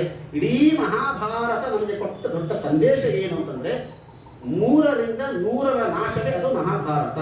ಕುಂತಿಯ 3 ಜನ ಮಕ್ಕಳು ಸೇರಿ ಗಾಂಧಾರಿಗೆ 100 ಜನ ಮಕ್ಕಳನ್ನು ಕೊಂದದ್ದೇ ಇದು ಒಂದು ಮಹಾಭಾರತ ನಮಗೆ ಕೊಟ್ಟಂತ ಸಂದೇಶ. 300 ಇದರ ಸಂಕೇತ ಏನು? ನಮ್ಮ ಒಳಗೆ ನಿತ್ಯದಲ್ಲಿ ಕೂಡ ಮಹಾಭಾರತ ಯುದ್ಧ ನಡೀತಾ ಇರ್ತದೆ. ನಮ್ಮಲ್ಲಿ ಕುಂತಿಯ 3 ಮಕ್ಕಳು ಇದ್ದಾರೆ, ಗಾಂಧಾರಿಗೆ 100 ಮಕ್ಕಳು ಇದ್ದಾರೆ. ಅವರಿಬ್ಬರಲ್ಲಿ ಯುದ್ಧ ನಡೀತಾನೆ ಇರ್ತದೆ. ಗೆಲುವು ಮಾತ್ರ 3 ಜನಕ್ಕೆ ಮಾತ್ರ ಸಿಗಬೇಕು ಅನ್ನೋದೇ ಮಹಾಭಾರತ ತಿಳಿಸಿಕೊಡ್ತದೆ. ಯಾವುದು? ಜ್ಞಾನ, ಭಕ್ತಿ, ವಿರಕ್ತಿ ಅನ್ನುವ ಈ 3 ಮಕ್ಕಳು ನಮ್ಮ ಹತ್ರ ಇದ್ದಾರೆ. ಗಾಂಧಾರಿಯ 100 ಮಕ್ಕಳು ಕಾಮ, ಕ್ರೋಧ, ಲೋಭ, ಮೋಹ, ಮದ, ಮತ್ಸರ, ಆಸೆ, ಆಕಾಂಕ್ಷೆಗಳು, ಅದು ಬೇಕು ಇದು ಬೇಕು, ಅದು 105 ಅಲ್ಲಿ ಬರೀ 100 ಅಲ್ಲ 106 ಇದ್ದಾರೆ ನಮ್ಗೆ ಇವತ್ತು ಆಸೆ ಆಕಾಂಕ್ಷೆಗಳು. ಈ ಜ್ಞಾನ, ಭಕ್ತಿ, ವಿರಕ್ತಿ ಎನ್ನುವ ಈ 3 ಮಕ್ಕಳಿಂದ 106 ಮಕ್ಕಳು ಯಾವಾಗ ನಾಶವಾಗ್ತಾರೋ, ಹತರಾಗ್ತಾರೋ, ಆಗ ಧರ್ಮ ರಾಜ್ಯ ಅಂತ ಅನ್ನೋದು ನಮ್ಮ ದೇಹದಲ್ಲಿ, ನಮ್ಮ ಹೃದಯದಲ್ಲಿ ಸ್ಥಾಪಿತವಾಗ್ತದೆ. ಆಗ ಕೃಷ್ಣ ಪರಮಾತ್ಮ ನಮ್ಮ ಹೃದಯಕ್ಕೆ ಬರ್ತಾನೆ ಎನ್ನುವ ಮಹಾಭಾರತ ಸಂಕೇತವನ್ನು ಈ ಕುರುವಿನ ಸಂತತಿ ಅಂದರೆ ಶರವಿ ದೇವಯಾನಿ ಹಾಗೂ ಶರವಿಷ್ಠಾಳ ಮಗನಾದ ಕುರುವಿನ ಸಂತತಿಯಲ್ಲಿ ಇದನ್ನು ನಾವು ತಿಳಿಸಿಕೊಡ್ತಾ, ಇದೇ ಇನ್ನೊಬ್ಬರು ಹೆಂಡತಿ ಇದ್ದಾಳೆ, ಯಯಾತಿಯ ಹೆಂಡತಿಯಾದ ದೇವಯಾನಿಯ ಮೊದಲನೆಯ ಮಗ. ಆ ಮಗನೇ ಯದು. ಆ ಯದುವಿನ ವಂಶದಲ್ಲಿ ಎಲ್ಲ ಯಾದವರು ಬರ್ತಾರೆ. ಯಾದವರಲ್ಲಿ ಸಾಕ್ಷಾತ್ ವಸುದೇವ ದೇವಕಿಯರು ಬರ್ತಾರೆ. ವಸುದೇವ ದೇವಕಿಯರ ಮಗನಾಗಿ ಸಾಕ್ಷಾತ್ ಭಗವಂತ ಶ್ರೀಕೃಷ್ಣ ಪರಮಾತ್ಮನಾಗಿ ಅವತಾರವನ್ನ ಮಾಡಿ ಭೂಮಿಗೆ ಬಂದ ಅನ್ನುವ ಕಥಾಭಾಗವನ್ನು ಹೇಳ್ತಾ ಇರುವಾಗ ರಾಜೋವಾಚ, ಪರೀಕ್ಷಿತ ರಾಜ ಪ್ರಶ್ನೆಯನ್ನು ಮಾಡ್ತಾರೆ. ಕಥಿತೋ ವಂಶ ವಿಸ್ತಾರ ಭವತ ಸೋಮ ಸೂರ್ಯಯೋ. ಶುಕಾಚಾರ್ಯರೇ, ಈ ಎಲ್ಲ ರಾಜ ಮಹಾರಾಜರ ಚರಿತ್ರೆಯನ್ನ ನೀವು ಇಷ್ಟೊಂದು ವೇಗವಾಗಿ ಸುಂದರವಾಗಿ ತಿಳಿಸಿಕೊಟ್ರಿ. ಆದರೆ ವಸುದೇವನ ಮಗನಾಗಿ ಕೃಷ್ಣ ಪರಮಾತ್ಮ ಬಂದ ಅಂತ ನೀವು ಹೇಳಿದ್ರಲ್ಲ, ಎಲ್ಲರ ಕಥೆಯನ್ನು ಹೇಳಿ ಮುಗಿಸಿದಂತೆ ಕೃಷ್ಣನ ಕಥೆಯನ್ನು ಅಷ್ಟೊಂದು ವೇಗವಾಗಿ ಹೇಳಿ ಮುಗಿಸ್ಲಿಕ್ಕೆ ಹೋಗ್ಬೇಡ್ರಪ್ಪ, ಸ್ವಲ್ಪ ನಿಧಾನವಾಗಿ ಹೇಳ್ರಿ. ಯಾಕೆ ಅಂತಂದ್ರೆ ಕೃಷ್ಣನ ಕಥೆ ಅಂತಂದ್ರೆ ಏನಿದೆ ಗೊತ್ತಾ? ನನ್ನನ್ನು ಬದುಕಿಸಿರ್ತಕ್ಕಂಥ ಮಹಾತ್ಮ ದ್ರೌಣ್ಯಸ್ತ್ರ ವಿದ್ವಷ್ಟ ವಿಲಂ ರಂಗಂ ಸಂತಾನ ಬೀಜಂ ಕುರು ಪಾಂಡವಾನಂ ಜುಗೋಪಕ್ಷಿಂ ಗತ ಆತ್ತಚಕ್ರೋ ಮಾತುಶ್ಚಮೇ ಶರಣಂ ಗತಾಯಾಹ. ಇವತ್ತು ನಾನು ಏನಾದ್ರು ಪರೀಕ್ಷಿತ ರಾಜ ಭೂಮಿಯ ಮೇಲೆ ನಾನು ನಿಂತಿದ್ದೇನೆ ಕೂತಿದ್ದೇನೆ ಅಂದ್ರೆ ಕೃಷ್ಣನೇ ಕಾರಣ. ಅದಕ್ಕೆ ಕೃಷ್ಣ ಇಲ್ಲ ಅಂತಾಗಿದ್ರೆ ಈ ಪರೀಕ್ಷಿತನೇ ಇರ್ತಾ ಇರಲಿಲ್ಲ. ಅಂತ ಕೃಷ್ಣ ಪರಮಾತ್ಮ ಯಾಕೆ ಭೂಮಿಯ ಮೇಲೆ ಬಂದ? ನನ್ನ ಮಾತ್ರ ಅಲ್ಲ, ಇಡೀ ನನ್ನ ಪಿತಾಮಹಾಮೇ ಸ್ಮರೆ ಅಮರಂಜರೈಹಿ ಭೀಷ್ಮ ವ್ರತಾಜ್ಯ ಅತಿರಥ ತಿಮಿಂಗಲೈಹಿ. ಯಾವ ಭೀಷ್ಮಾಚಾರ್ಯರು, ದ್ರೋಣಾಚಾರ್ಯರು, ಕೃಪಾಚಾರ್ಯ ಅತಿರಥ ತಿಮಿಂಗಲಗಳನ್ನೆಲ್ಲ ದಾಟಿಕೊಂಡಿರ್ತಕ್ಕಂಥ 18 ಅಕ್ಷರಿ ಸೈನ್ಯದಲ್ಲಿರ್ತಕ್ಕಂಥ ನಮ್ಮ ಹಿರಿಯರನ್ನ ಉದ್ಧಾರ ಮಾಡತಕ್ಕಂಥ ಕೃಷ್ಣನ ಕಥೆಯನ್ನು ವಿಸ್ತಾರವಾಗಿ ತಿಳಿಸಿಕೊಡಬೇಕು ಅಂತ. ಯಾಕೆ ಕೃಷ್ಣನ ಕಥೆಯನ್ನು ಹೇಳೋಣದ್ರಿಂದ ವಕ್ತಾರ ಪಕ್ಷಕಂ ಸ್ತೋತ್ರಂ ತ್ವತ್ಪಾದ ಸಲಿಲಂ ಯಥಾ. 3 ಜನರನ್ನು ಉದ್ಧಾರ ಮಾಡತಕ್ಕಂಥ ಕಥೆಯನ್ನು ಕೃಷ್ಣನ ಕಥೆ ಸ್ವಲ್ಪ ವಿಸ್ತಾರವಾಗಿ ತಿಳಿಸಿಕೊಡೋದಕ್ಕೆ ಯಾಕೆ ಕೃಷ್ಣ ಪರಮಾತ್ಮ ಭೂಮಿಗೆ ಬಂದ ಅನ್ನೋ ಕಥಾಭಾಗವನ್ನು ಹೇಳುವಾಗ ಶ್ರೀ ಶುಕಾಚಾರ್ಯ ಹೇಳ್ತಾರೆ, ಕೃಷ್ಣ ಪರಮಾತ್ಮ ಭೂಮಿಗೆ ಬರಲಿಕ್ಕೆ ಕಾರಣ ಏನು? ಅಸಂಖ್ಯ ಪಾಪಾಚಲ ಕೋಟಿ ಭಾಜಾಂ ಜಗಾಮ ಧಾತ್ರಿ ಶರಣಂ ವಿರಿಂಚ. ಭೂಮಿಗೆ ಭಾರ ಆಗಿತ್ತಂತೆ. ಭೂಮಿಗೆ ಯಾವಾಗ ಭಾರ ಆಗ್ತದೆ ಗೊತ್ತಾ? ಭೂಮಿಯ ಮೇಲೆ ಯಾರು ದೇವರ ನಿಂದಕರಿದ್ದಾರಲ್ಲ, ಪರಮಾತ್ಮನೇ ಇಲ್ಲ, ಪರಮಾತ್ಮ ನಿರ್ಗುಣ ನಿರಾಕಾರ ಅಂತ ಹೇಳ್ತಾರಲ್ಲ, ರಾಕ್ಷಸರು ಅಸುರರು, ಅಂಥವರೇನಾದರೂ ಭೂಮಿಯ ಮೇಲೆ ಬಂದ್ರೆ ಮಾತ್ರ ಭೂಮಿಗೆ ಭಾರ ಆಗತ್ತಂತೆ. ಭೂಮಿ ನಿಜ ಕ್ಷಮೆಯ ಧರಿತ್ರಿ, ಭೂಮಿ ಕ್ಷಮಾಗುಣ ಉಳ್ಳವರು. ಭೂಮಿ ತಾಯಿಗೆ ಮಕ್ಕಳು ಎಂದಿಗೂ ಭಾರವಾಗೋದಿಲ್ಲ. ಮಕ್ಕಳು ತಾಯಿ ತೊಡಬೇಕಾದ್ರೆ ಕೂಡ್ತಾರೆ, ಕುಣಿತಾರೆ, ಏನಾದರೂ ತಾಯಿ ಮಾತ್ರ ಭಾರ ಆಗೋದಿಲ್ಲ. ಆದರೆ ಯಾರು ನಿಂದಕರಿದ್ದಾರೆ, ದೇವರ ನಿಂದಕರಿದ್ದಾರಲ್ಲ, ಅವರಿಗೇನಾದರೂ ಬಂದು ಭೂಮಿ ಮೇಲೆ ಹೆಜ್ಜೆ ಇಟ್ಟು ಸಾಕು ಅವ್ರಿಗೆ ಭಾರ ಅನಿಸ್ತದೆ. ಇವತ್ತು ನಮ್ಮಲ್ಲಿ ನೋಡಬೇಕಾದ್ರೆ ನಮ್ಮ ಮಕ್ಕಳು ಬಂದು ನಮ್ಮ ತೊಡೆ ಮೇಲೆ ಕೂತ್ರೆ ನಮ್ಗೆ ಏನು ಭಾರ ಅಂತ ಅನ್ಸೋದಿಲ್ಲ. ಪಕ್ಕದ ಮನೆ ಮಗ ಬಂದು ಕೂತಾರೆ ಯಾಕೋ ಸ್ವಲ್ಪ ಭಾರ ಅಂತ ಅನಿಸ್ತದೆ. ಅದೇ ಪಕ್ಕದ ಮನೆಯವರು ಏನಾದ್ರು ಸ್ವಲ್ಪ ನಮಗೆ ದ್ವೇಷಗಳಿದ್ರು ಅಂತ ಸಾಕು ಒಂದು ಹತ್ರ ಸೇರಿಸೋದಿಲ್ಲ ಅವ್ರನ್ನ, ಯಾಕೆ ಬಹಳ ಭಾರ ಅಂತ ಅನಿಸ್ತದೆ. ಹಾಗೆ ಯಾರಿವಳು ಭೂಮಿ, ಭೂದೇವಿ ಪತಿವ್ರತಾ ಶಿರೋಮಣಿ ಇವಳು ಅಂತ ಪತಿವ್ರತೆಯ ತನ್ನ ಗಂಡನ ಗುಣಗಳನ್ನೇ ಇಲ್ಲ ಅಂತ ಹೇಳ್ತಾರೆ. ನನ್ನ ಗಂಡನೇ ಇಲ್ಲ ಅಂತ ಹೇಳ್ತಕ್ಕಂಥವ್ರು ಏನಾದ್ರು ಇದ್ರೆ ಈ ಯಾವ ಭೂದೇವಿಗೆ ಸಹಿಸೋದಿಲ್ಲ ಅಂತವಳು. ಅದಕ್ಕಾಗಿ ಪರಮಾತ್ಮ ಹತ್ರ ಹೋಗಿದ್ದಾಳಂತೆ. ಪತಿವ್ರತ ಸ್ತ್ರೀಯರ ಲಕ್ಷಣ ಇದು. ಪತಿವ್ರತ ಸ್ತ್ರೀಯರು ಹೇಳ್ತಾರಂತೆ ತನ್ನ ಗಂಡ, ಯಾಕೆಂದ್ರೆ ಪತಿವ್ರತೆಯರು ಹೆಂಗಿರ್ತಾರ ಅವರು ಅಂತಂದ್ರೆ ತನ್ನ ಗಂಡನ ಪರಿಚಯ ಮಾಡಿಸ್ಕೊಡುವಾಗ ಹೆಂಗೆ ಮಾಡಿಸ್ತಾರೆ ನೋಡೋರು, ಇವರೇ ನಮ್ಮ ಯಜಮಾನರು ಅಂತ ಹೇಳ್ತಾರೆ. ಇವರು ನಮ್ಮ ಯಜಮಾನರು ಅಂತ ಯಾರು ಹೇಳಲ್ಲ ಪತಿವ್ರತ ಸ್ತ್ರೀಯರಿದ್ರೆ. ಯಾಕೆ ಅಂತಂದ್ರೆ ಅಂತಹ ಯಾವ ನಿಜವಾದ ಪತಿವ್ರತ ಸ್ತ್ರೀ ಅಂತಂದ್ರೆ ಯಾವ ಭೂದೇವಿ, ಅವಳ ಮೇಲೆ ಇಂತಹ ಅನಾಚಾರ ನಡೀತಾ ಇದೆ, ಇಂತಹ ಕಂಸ ಜರಾಸಂಧಾರಿಗಳು ತಾಂಡವ ಆಡ್ತಾ ಇದ್ದಾರೆ, ಅದನ್ನು ಸಹಿಸಿಕೊಳ್ಳಲಿಕ್ಕಾಗದೆ ಬ್ರಹ್ಮದೇವರ ಹತ್ರ ಹೋದಂಥವಳು. ಬ್ರಹ್ಮದೇವರು ಎಲ್ಲರನ್ನ ಕರೆದುಕೊಂಡು ಪರಮಾತ್ಮ ಹತ್ರ ಹೋಗ್ತಾ ಇದ್ದಾರೆ. ಪುರುಷ ಸೂಕ್ತದಿಂದ ಸ್ತೋತ್ರ ಮಾಡ್ತಾ ಇದ್ದಾರೆ. ಪರಮಾತ್ಮ ಆಜ್ಞೆಯನ್ನು ಮಾಡ್ತಾ ಇದ್ದೀನಿ, ನಾನು ಈ ಕೇವಲ ಕೆಲವೇ ದಿವಸದಲ್ಲಿ ಭೂಮಿಯಲ್ಲಿ ನಾನು ಅವತಾರವನ್ನು ಮಾಡ್ತೇನೆ. ಅವತಾರವನ್ನು ಮಾಡುವುದಕ್ಕಾಗಿ ಎಲ್ಲರೂ ಕೂಡ ದೇವತೆಗಳು ಹೋಗಿ ನನ್ನ ಸೇವೆಗೋಸ್ಕರ ಸಿದ್ಧರಾಗಿರಬೇಕು ಅಂತೇಳಿ ಆಜ್ಞಾಪಯಾಮಾಸ ಪುರಾಸ ಶೇಷಂ. ಎಲ್ಲರೂ ಆಜ್ಞೆಯನ್ನು ಮಾಡಿದ. ಶೇಷದೇವರಿಗೆ ಆಜ್ಞೆ ಮಾಡಿದ, ನೀನು ಹೋಗು ಮೊದಲು ಅಣ್ಣನಾಗಿ ಹುಟ್ಟು, ಬಲರಾಮನಾಗಿ ಹುಟ್ಟು ಅಂತ ಹೇಳಿದ. ಎಲ್ಲ ಯಾವಾಗ ಪರಮಾತ್ಮ ಕೃಷ್ಣನಾಗಿ ವಸುದೇವನಲ್ಲಿ ಅವತಾರ ಮಾಡ್ತಾನೆ ಅಂತ ಗೊತ್ತಾಯ್ತು, ಎಲ್ಲ ದೇವತೆಗಳು ಕೆಳಗೆ ಇಳಿದು ಬಂದ್ಬಿಟ್ರಂತೆ ಭೂಮಿಗೆ. ಹೆಂಗಿದ್ರು ದೇವತೆಗಳೆಲ್ಲ ಆ ಯಾವ ಗೋಕುಲದಲ್ಲಿರ್ತಕ್ಕಂಥ ಒಂದೊಂದು ವೃಕ್ಷಗಳು, ಒಂದೊಂದು ಕರುಗಳು, ಒಂದೊಂದು ಹಸುಗಳೆಲ್ಲ ದೇವತೆಗಳು ಬಂದಿದ್ದರು. ಹಸು ವಿಚಾರ ಮಾಡ್ತದೆ, ಕೃಷ್ಣ ಬಂದು ನನ್ನ ಮೈ ಮೇಲೆ ಬೆನ್ನ ಮೇಲೆ ಕೈ ಆಡಿಸ್ತಾನೆ, ನಾನು ಯಾಕೆ ಒಂದು ಭೂಮಿ ಮೇಲೆ ಹಸುವಾಗಿ ಹುಟ್ಟಬಾರದು? ದೇವತೆಗಳು ಬಂದ್ರಂತದಲ್ಲ. ಕೃಷ್ಣ ಬಂದು ನನ್ನನ್ನು ಹಾಲು ಕರೀತಾನೆ, ಕೃಷ್ಣ ಬಂದು ನನ್ನ ಗಿಡದ ಕೆಳಗೆ ಕೂತ್ಕೊಂಡು ಕೊಳದು ಬಾರಿಸ್ತಾನೆ, ನಾನು ಯಾಕೆ ಒಂದು ಗಿಡವಾಗಿ ಹೋಗಿ ಹುಟ್ಟಬಾರದು? ಎಲ್ಲರೂ ಬಂದು ದೇವತೆಗಳು ಬಂದು ಗೋಕುಲದಲ್ಲೆಲ್ಲ ಹುಟ್ಟಿದ್ರಂತೆ. ಯಾವ ಈ ಕಡೆಗೆ ಕಂಸ ತನ್ನ ತಂಗಿಯಾಗಿರ್ತಕ್ಕಂಥ ದೇವಕಿಯನ್ನು ಕೊಟ್ಟು ವಿವಾಹವನ್ನು ಮಾಡಿ ತಾನೇ ಹೋಗಿ ಗಂಡನಿಗೆ ಬಿಟ್ಟು ಬರಬೇಕು ಅಂತ ಹೊರಟಿದ್ದಾನೆ. ಹೋಗುವಾಗ ಸ್ವಯಂ ಅಷ್ಟಮ ಗರ್ಭೋ ಹಂತಾಯಂ ನವಸೇ ಹೃದಯವನ್ನು ಅಶರೀರವಾಣಿಯಾಯಿತು. ಕಥೆ ನಿಮಗೆ ಗೊತ್ತಿದ್ದದ್ದು. ಕಥೆಯ ಮರ್ಮ ತಿಳ್ಕೊಳ್ಳೋಣ. 8ನೇ ಅಶರೀರವಾಣಿ ಹೇಳಿತು. ಅಶರೀರವಾಣಿ ಅಂದರೆ ವಾಯುದೇವರು ಹೇಳಿದ್ರು ಅಂತ ಅರ್ಥ ಅಲ್ಲಿ. ಹೇ ಕಂಸ, ಏನು ಮೂರ್ಖನಿದ್ದೀಯೋ, ಎಷ್ಟು ಪ್ರೀತಿಯಿಂದ ಅವನು ಕಳಿಸಿಕೊಟ್ಟು ಬರ್ತಾ ಇದೆಯಲ್ಲ, ಇವಳ ಹೊಟ್ಟೆಯಲ್ಲಿ ಹುಟ್ಟತಕ್ಕಂಥ ಮಗುವೇ 8ನೇ ಮಗು ನಿನ್ನ ಮೃತ್ಯುವಿಗೆ ಕಾರಣ ಅಂತ ಹೇಳಿಬಿಟ್ಟು, ಇವಾಗ ಕಂಸನಿಗೆ ಸಿಟ್ಟು ಬರ್ತಾ ಇದೆ. ಆಗ ಅವಳನ್ನು ಕೊಲ್ಲಲಿಕ್ಕೆ ಹೋಗ್ತಾ ಇದ್ದಾನೆ. ವಸುದೇವ ಬಂದು ತಡೆದ. ಹಗಲಿ ಹುಟ್ಟು ಮಾಡೋದನ್ನು ಖಡ್ಗ ಪ್ರಾಣಿ ಕಥೆ ಗ್ರಹೀತ, ಯಾಕಪ್ಪ ಸುಮ್ಮನೆ ನಿನ್ನ ತಂಗಿ ಹತ್ಯೆ ಮಾಡ್ತೀಯ, ಸ್ತ್ರೀ ಹತ್ಯೆಯನ್ನು ಮಾಡ್ತೀಯ? ಹೇಳಿದ್ದೇನು? 8ನೇ ಮಗು ಅಲ್ಲ, ಆ 8ನೇ ಮಗುವನ್ನು ಕೊಟ್ಟು ಬಿಡ್ತೇನೆ, ಇವಳನ್ನು ಬಿಟ್ಟು ಬಿಡು. ಕೊನೆಗೆ ಎಲ್ಲ ಮಕ್ಕಳನ್ನು ಕೊಡ್ತೇನೆ, ಒಟ್ಟು ಇವಳನ್ನು ಬಿಟ್ಬಿಡು. ಎಲ್ಲವನ್ನು ಹೇಳಿದ, ಕೊನೆಗೆ ಬಿಡಿಸಿಕೊಂಡು ಕರ್ಕೊಂಡು ಬಂದ, ಇವಳನ್ನು ಕಾರಾಗೃಹದಲ್ಲಿ ಹಾಕಿದರು. ಇತ್ಯಾದಿಯಾಗಿ ಕಥೆಗಳನ್ನು ನಾವು ಕೇಳ್ತೀವಿ. ಇಲ್ಲಿ 1-2 ಅಂಶವನ್ನು ನಾವು ತಿಳ್ಕೊಳ್ಳಲೇಬೇಕಾದದ್ದು ಅಂತಂದರೆ, ಇವತ್ತು ನಾವು ವಸುದೇವ ದೇವಕಿ ಅಂದ ತಕ್ಷಣ ನಮ್ಮ ತಲೆಯಲ್ಲಿ ಏನು ಬರುತ್ತೆ ನೋಡ್ರಿ? ಒಂದು ಕ್ಯಾಲೆಂಡರ್ ನೋಡ್ರಿ, ಟಿವಿ ನೋಡ್ರಿ.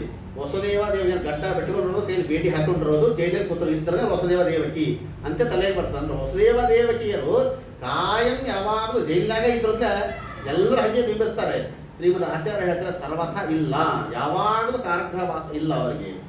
ಯಾವಾಗ ಕಾರಾಗೃಹವಾಸ ಇರ್ತಾ ಇತ್ತು ಅಂತಂದ್ರೆ, ಯಾವಾಗ ದೇವರಿಗೆ ಗರ್ಭ ಧರಿಸ್ತಾ ಇದ್ದು ಆವಾಗ ಮಾತ್ರ ಕಾರಾಗೃಹವಾಸ. ಗರ್ಭ ಧರಿಸಿದ ಮೇಲೆ 9 ತಿಂಗಳು ಕಾರಾಗೃಹ ಇರ್ತಾ ಇದ್ರು. ಮಗು ಹುಟ್ಟಿದ ತಕ್ಷಣ ಮಗುವನ್ನು ಕೊಲ್ತಾ ಇದ್ದ, ಮತ್ತು ಅವರು ಫ್ರೀಯೇ ಬಿಟ್ಟು ಬಿಡ್ತಾ ಇದ್ದ ಅವ್ರನ್ನ. ಯಾಕೆ ಈ ಅರ್ಥವನ್ನು ಮಾಡಬೇಕು ಅಂತಂದ್ರೆ, ಶ್ರೀಮದ್ ಆಚಾರ್ಯ ಹೇಳ್ತಾರೆ, ವಸುದೇವನಿಗೆ ದೇವಕಿ ಒಬ್ಬಳೇ ಹೆಂಡತಿ ಅಲ್ಲ, ದೇವಕಿ ಇನ್ನು ಅನೇಕ ಹೆಂಡತಿಯರಿದ್ದಾರೆ ಹೊರಗಡೆಗೆ.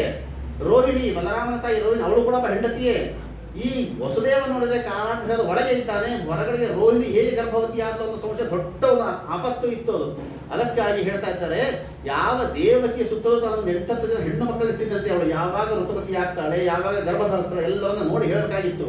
ಗರ್ಭ ಧರಿಸಿದಾಗ ಕಾರಾಗೃಹವಾಸ, ಮಕ್ಕಳು ಹಡದ ಮೇಲೆ ಮಕ್ಕಳನ್ನು ಕೊಲ್ತಾ ಇದ್ದ ಮತ್ತು ಬಿಟ್ಟು ಬಿಡ್ತಾ ಇದ್ದ. ಈ ವ್ಯವಸ್ಥೆಯನ್ನು ಮಾಡಿಕೊಂಡಿದ್ದ ಯಾವ ಕಂಸ. ಇಲ್ಲಿ ನಮ್ಮ ಜೀವನಕ್ಕೆ ನಾವು ತಿಳ್ಕೊಳ್ಬೇಕಾದದ್ದು ಏನು ಅಂತಂದ್ರೆ, ಕಂಸನಿಗೆ ಅಶರೀರವಾಣಿ ಆದದ್ದು ಏನು ಹೇಳಿದ್ರೆ, ಇವಳ 8ನೇ ಗರ್ಭ ನಿನ್ನ ಮೃತ್ಯುವಿಗೆ ಕಾರಣ.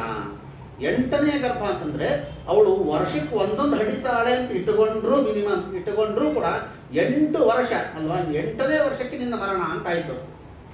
8ನೇ ವರ್ಷಕ್ಕೆ ನಿನ್ನ ಮರಣ. ಪರೀಕ್ಷಿತ ರಾಜರಿಗೆ ಇದ್ದದ್ದೆಷ್ಟು? 7ನೇ ದಿವಸ. ಪರೀಕ್ಷಿತ ರಾಜರಿಗೆ ಟೈಮ್ ಸಿಕ್ಕದ್ದು 7 ದಿವಸ. ಖಟ್ವಾಂಗ ರಾಜನಿಗೆ ಟೈಮ್ ಸಿಕ್ಕದ್ದು ಒಂದೇ ಒಂದು ಮುಹೂರ್ತ. ಈ ಯಾವ ಕಂಸನಿಗೆ ಟೈಮ್ ಸಿಕ್ಕದ್ದು 8 ವರ್ಷ ಟೈಮ್ ಸಿಕ್ಕದ್ದು. ಇವನು ಮಹಾನುಭಾವಿಗೆ ಸಾಧನೆ ಮಾಡ್ಕೊಳ್ಳಿಕ್ಕೆ ಸಾಧನೆ ಕಡೆಗೆ ಹೋಗ್ಲಿಲ್ಲಲ್ರಿ ಇವನು. ಕೆಲವು ಶಾಪಗಳು ಹೆಂಗಿರ್ತಾವೆ ಅಂತಂದ್ರೆ, ಅದು ಅದ್ರ ಒಳಗೆ ವರ ಮಿಕ್ಸ್ ಆಗಿರ್ತದೆ. ಅದನ್ನು ನಾವು ತಿಳ್ಕೊಳ್ಬೇಕಷ್ಟೇ. ಯಾರೋ ನಮ್ಮ ಅಪ್ಪ ಬೈದರು, ನಮ್ಮ ಗುರುಗಳು ಬೈದರು, ಅಯ್ಯೋ ನನಗೆ ಹೊಡ ನಾನು ಇಷ್ಟೇ ಅಂದ್ಕೊಂಡ್ಬಿಡ್ತೀವಿ ನಾವು. ಅದ್ರ ಒಳಗೆ ಕೆಲವು ವರಗಳು ಮಿಕ್ಸ್ ಆಗಿರ್ತವೆ, ಅದನ್ನು ನಾವು ತಿಳ್ಕೊಳ್ಬೇಕಷ್ಟೇ. ಈ ಸುಮ್ಮನೆ ಉದಾಹರಣೆಗೆ ಕಂಸ ಅಕಸ್ಮಾತ್ ಏನೋ ಮುಂದಿನ ವರ್ಷದ ಯಾವುದೋ ಯುದ್ಧದಲ್ಲೋ ಇಲ್ಲ ಸಾಯೋನಿದ್ದ ಅಂತ ಇಟ್ಕೊಳ್ರಿ. ಈ ಅಶರೀರವಾಣಿಯ ಮಾತಿನಿಂದಾಗಿ 8 ವರ್ಷ ಬದುಕಲೇಬೇಕಾಯ್ತವ. ಬದುಕಲೇಬೇಕು 8 ವರ್ಷ. ಯಾಕೆಂದ್ರೆ ಅಶರೀರವಾಣಿಯಾಗಿದೆ. ಕೆಲವು ವರಗಳೇ ಹಂಗಿರ್ತಾವೆಲ್ಲ. ಕೆಲವು ರಾಮಾಯಣದಲ್ಲಿ ನಾವು ಕಾಣ್ತೇವಲ್ಲ, ದಶರಥ ರಾಜನಿಗೆ ಶಬ್ದವೇದಿ ವಿದ್ಯೆ ಗೊತ್ತಿತ್ತು ಅವನಿಗೆ. ಬಾಣ ಅವನಿಗೆ ಮಕ್ಕಳಾಗಿರಲಿಲ್ಲ, ಮಕ್ಕಳಾಗಬೇಕು ಭಾಳ ಒದ್ದಾಡ್ತಾ ಇದ್ದ ಅವನು. ಈ ಶಬ್ದವೇದಿ ವಿದ್ಯೆ ಗೊತ್ತಿತ್ತು. ಶ್ರವಣಕುಮಾರನ ಕಥೆಗೆ ಗೊತ್ತು. ಬಾಣವನ್ನು ಬಿಡ್ತಾನೆ ಅವನು. ಕುರುಡು ತಂದೆ ತಾಯಿಗಳಲ್ಲಿ ಕಾಯ್ತಾ ಕೂತಿರ್ತಾರೆ, ಇವನು ನೀರು ಇದು ಕೊಡ್ತಾನೆ ಅಂತ ಹೇಳ್ದ ದಶರಥ. ನೋಡಿಪ್ಪ, ನಿನ್ನ ಮಗನನ್ನು ನಾನೇ ಕೊಂದಿದ್ದೇನೆ ಅಂತಂದಾಗ ಆ ವೃದ್ಧ ದಂಪತಿಗಳಿಗೆ ಸಿಟ್ಟು ಬಂದು ಆಕ್ರೋಶದಿಂದ ಅವನು ಶಾಪ ಕೊಡ್ತಾರೆ ದಶರಥನಿಗೆ. ನಾನು ನನ್ನ ಮಗನ ವಿರಹದಿಂದ ಹೇಗೆ ಸಾಯ್ತಾ ಇದ್ದೇನೋ, ಮುಂದೆ ನೀನು ನಿನ್ನ ಮಗನ ವಿರಹದಿಂದಲೇ ಎಂದು ಶಾಪ ಕೊಡ್ತಾರೆ. ಆನಂದ ಆಗೋಯ್ತು ಅವನಿಗೆ. ಯಾಕೆ ಅವನಿಗೆ ಮಕ್ಕಳಾಗಿರಲಿಲ್ಲ, ಮಕ್ಕಳು ಆಗಬೇಕು ಆಗೋದು ಒದ್ದಾಡ್ತಾ ಇದ್ದ ಅವನು. ಅಂತೂ ನನ್ನ ಮಗನ ವಿರಹದಿಂದ ನಾನು ಸಾಯ್ತೀನಿ, ನನ್ನ ಮಗ ಹುಡ್ತಾನೆ ಅಂತ ಗ್ಯಾರಂಟಿ ಆಯ್ತಲ್ಲ. ಕೆಲವರು ನಾವು ಶಾಪ ಕೊಡೋದ್ರಿಂದ ಹಲ್ವಾ ತಿಂದು ಹೊಟ್ಟೆ ನೋವು ಬರಲಿ ಅಂತ ಹೇಳಿದ್ರೆ, ಹೊಟ್ಟೆ ನೋವು ಬಂದ್ರೆ ಬರಲಿ, ಹಲ್ವಾ ಅಂತ ಸಿಗ್ತದಲ್ಲ ನಮಗೆ. ಅಂಥ ಶಾಪದ ಒಳಗೆ ಕೆಲವು ವರ ಸೇರ್ಕೊಂಡಿರ್ತವೆ. ಈ ಕಂಸ ಮಹಾನುಭಾವನು 8 ವರ್ಷ ಟೈಮ್ ಸಿಕ್ಕದಲ್ಲ ಸಾಧನೆ ಮಾಡ್ಕೊಳ್ಳಿಕ್ಕೆ. ಆಗ ಅವನು ಮಾಡಿದ್ದೇನು, ತನ್ನ ಮೃತ್ಯುವನ್ನು ತಾನು ಎದುರಿಸ್ಲಿಕ್ಕೆ ಹೊರಟೆ ಹೊರತಾಗಿ ತಾನು ಸಾಧನೆ ಮಾಡಬೇಕಂತ ಹೋಗಲಿಲ್ಲ.